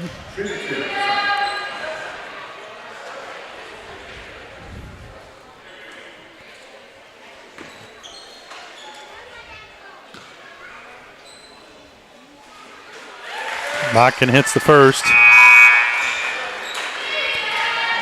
If you're Girard, I got this one circled on the schedule for the home matchup coming up later this year in Girard, because you really want to perform better against these guys next time as Botkin hits them both, because of course he did. I hope it's not on the 13th. Yeah, I need to play this one on an 11th or 7th. Salmons to Stevens. Now Salmons gets it back. Stevens with it top of the key. Wilson on the wing, looking down low for Burke. He'll swing it again. Now Newton on the wing, kicks it out into the corner. Shot on the way is good for 3 for Harrison Burke. Trojans trim it to 19. Under a minute to play. That one tipped away. Now Salmons with it. He has it knocked away. Can't keep control of it. Scrum for the ball. And the possession arrow favors the Trojans.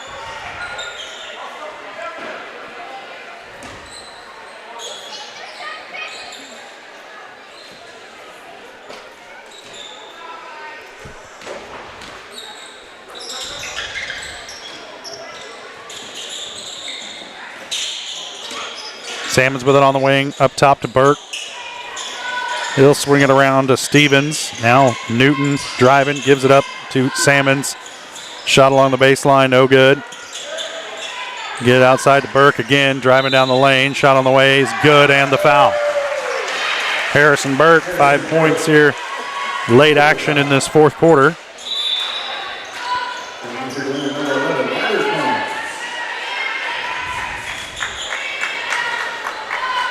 Ryder Combs will check into the game for Galena, replacing Braden Buckaloo. Combs, sophomore guard. Shot on the way from Burke, no good.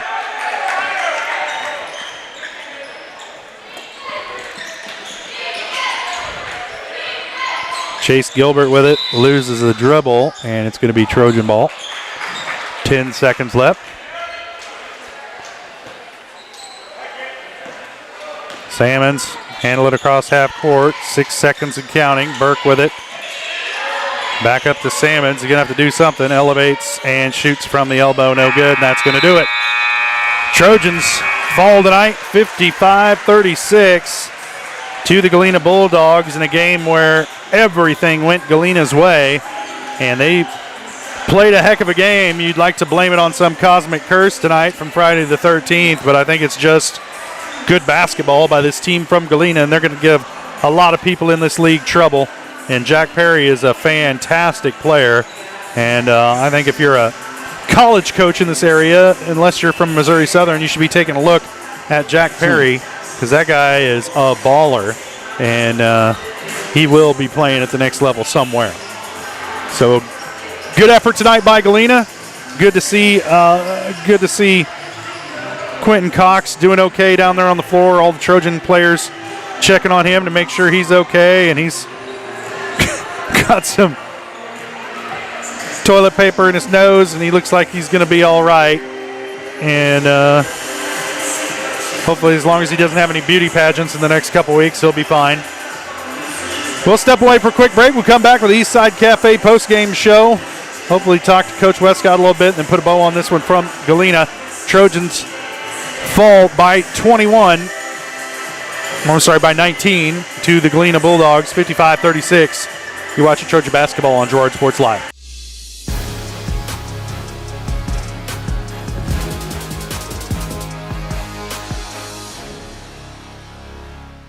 When it comes to your health care, you have a choice. Choose to stay local. Choose Girard Medical Center.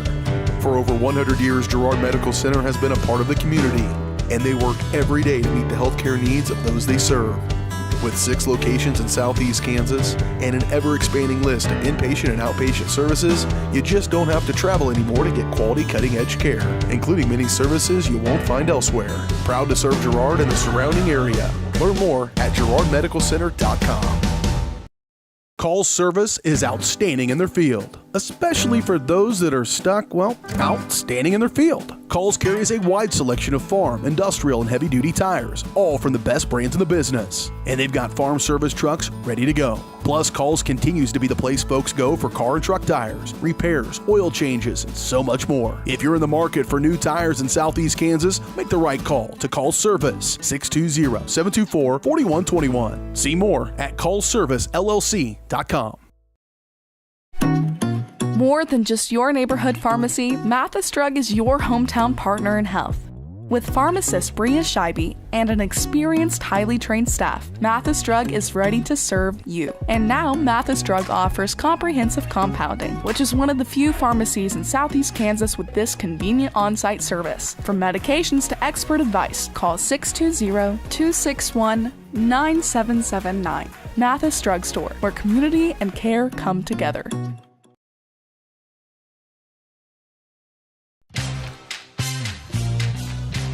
Tries to make something out of nothing. The Trojans all over him. It's going to be a big loss on the play. A Trojan sack means $1 short stacks at Eastside Cafe.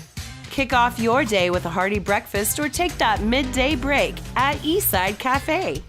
And this fall, when the Trojans get a sack, you get $1 short stacks the next day. Eastside Cafe, a favorite of the 4 states winner. Go Trojans from Eastside Cafe. Why settle for less than the best? Croc-Can's gigabit fiber optic internet is now available to Pittsburgh, Frontenac, and Fort Scott, and many rural areas in between. Croc-Can has the best speeds, the best reliability, the best service, the best support, and is overall the best value on all ultra-high-speed internet. If you want the best home internet connecting as many devices, all without equipment rentals, contracts, or overages, it is the time to switch to the best. It's time to switch to Croc-Can. Unbelievable amount of devastation. I've never seen anything like it. We had a beautiful barn that was gone in 20 minutes. Farm Bureau stepped up right away and said, hey, we got you and we'll be there for you. We were taken care of. Now we could get on to repairing and rebuilding. I tell everybody about Farm Bureau. we're fortunate to say we have good coverage with good people doing it. Contact Judd, Lori, Lisa, or Amber in Girard for all your insurance needs.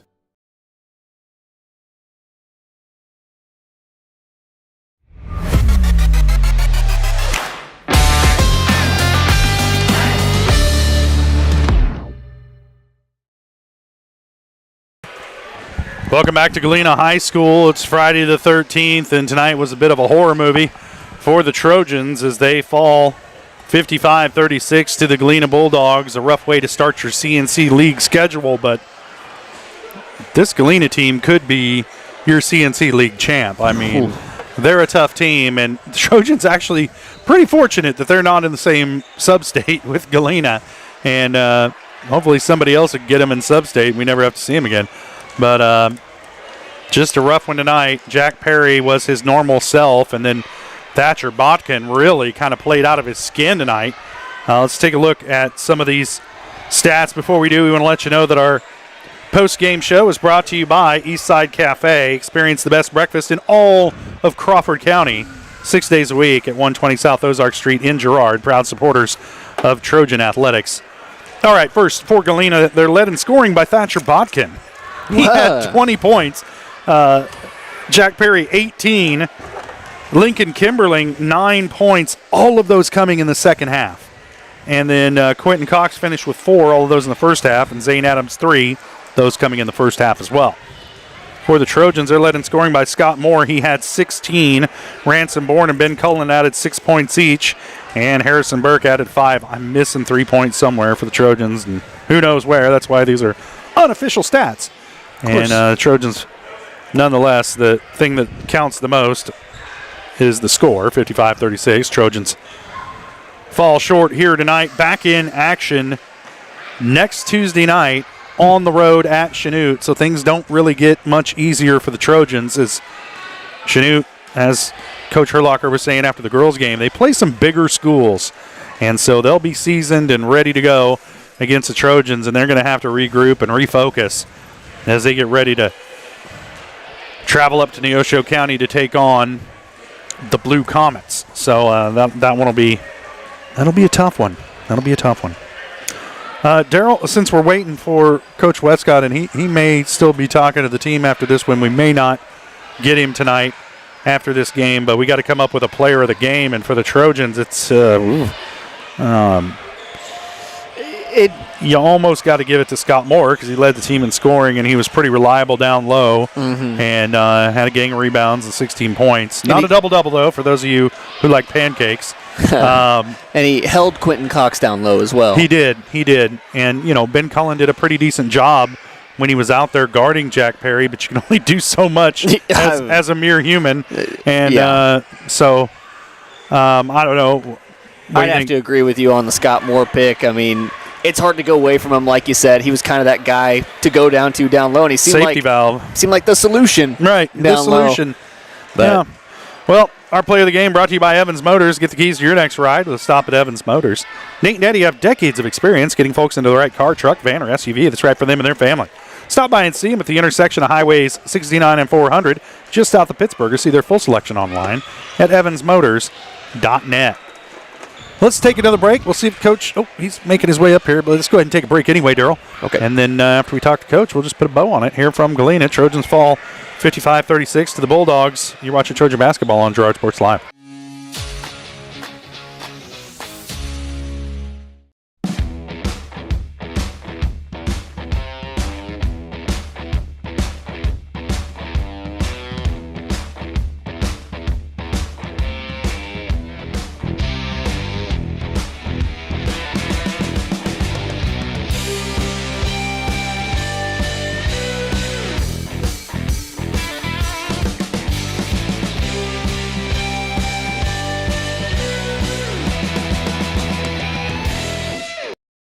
You've enjoyed life. Over the years, your community has become your passion, something you hope future generations get to experience, just as you have. That's why the Girard Area Community Foundation has worked hard to help fulfill charitable goals and inspire generosity, meeting the needs of the communities they serve. Creating a legacy fund with GACF ensures what you leave behind is an effective and lasting improvement in the community you love so dearly. Make plans to visit GirardAreaFoundation.com. preserving traditions for those who follow.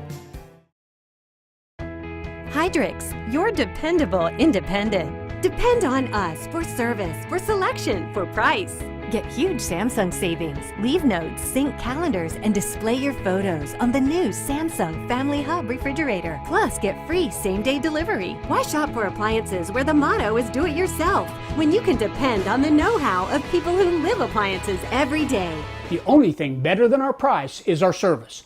Hydrix, Fort Scott, and Girard. If you're in the market to buy or sell a house, land, or commercial space, look no further than Lehman Realty. Locally owned and operated, Jason Lehman and his staff are ready to meet the needs of every client. When it comes to your listing, you can trust that Lehman Realty will take the time to get to know you and your property. Lehman Realty is a proud supporter of Girard Trojan Athletics. Learn more at www.lehmanrealty.net or call Jason at 620-724-8020.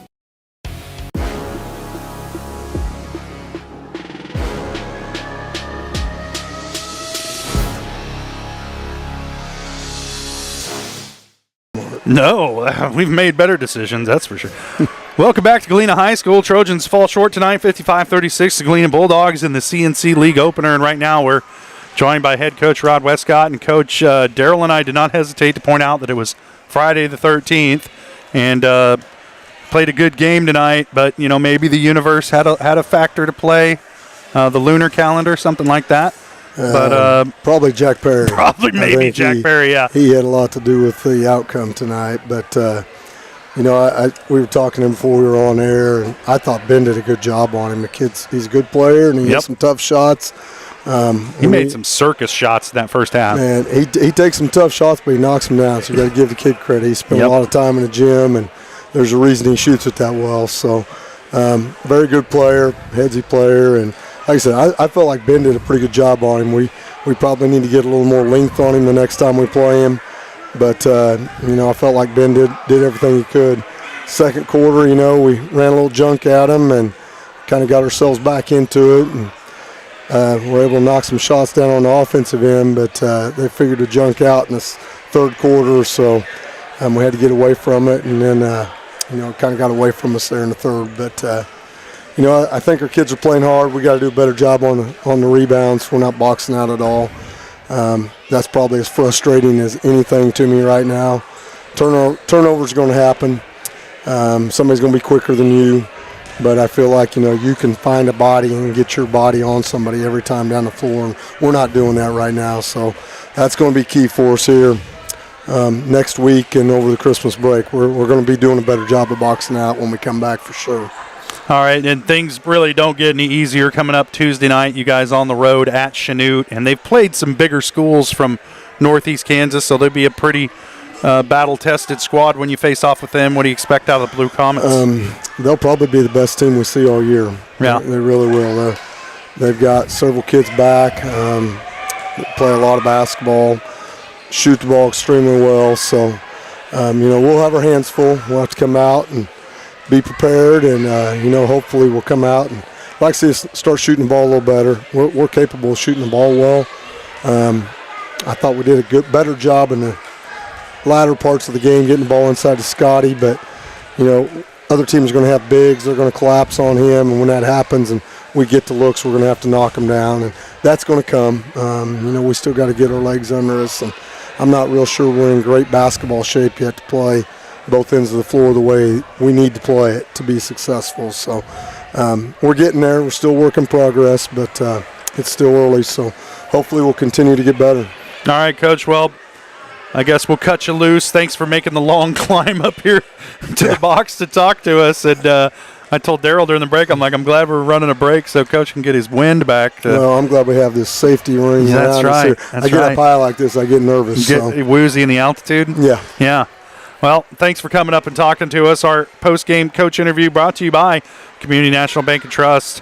Community National Bank and Trust, serving the area for over 30 years. Stop in soon to pick up your very own Girard Trojan Instant Issue Mascot Debit Card. Community National Bank and Trust is a proud supporter of Girard Schools. Learn more online at mybankcnb.com. Well, Darrell, I think we've taken care of all of the business. Is there any business we haven't addressed? We have. You know, you mentioned Jack Perry a lot in that interview. I think in the future, business the Trojans need to take care of just focusing on their own game and shutting it down. But Yep.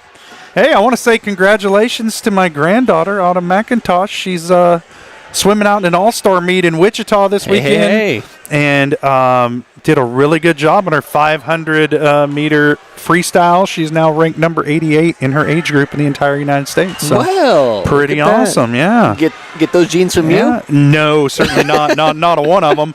I'm more of a floater, Daryl, than a swimmer. That's fair. Yeah. Congratulations to her, and I'm a proud papa, that's for sure. So, for Daryl McLeod, I'm Josh Lettner saying thanks for joining us tonight here in Galena. Trojans fall short, but back in action next Tuesday night on the road at Chanute. Girls game tips at 6, boys game to follow. Join us for that one on Girard Sports Live.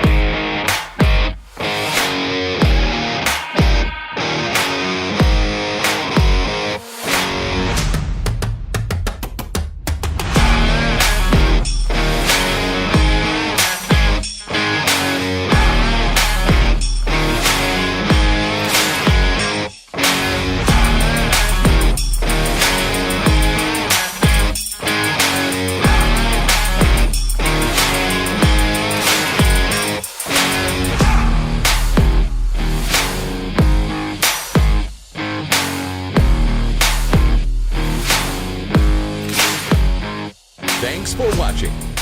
From the gridiron to the hardcourt, the pitch to the mat, don't miss any of the action. We're there with live, local sports coverage at VarsitySportsLive.com.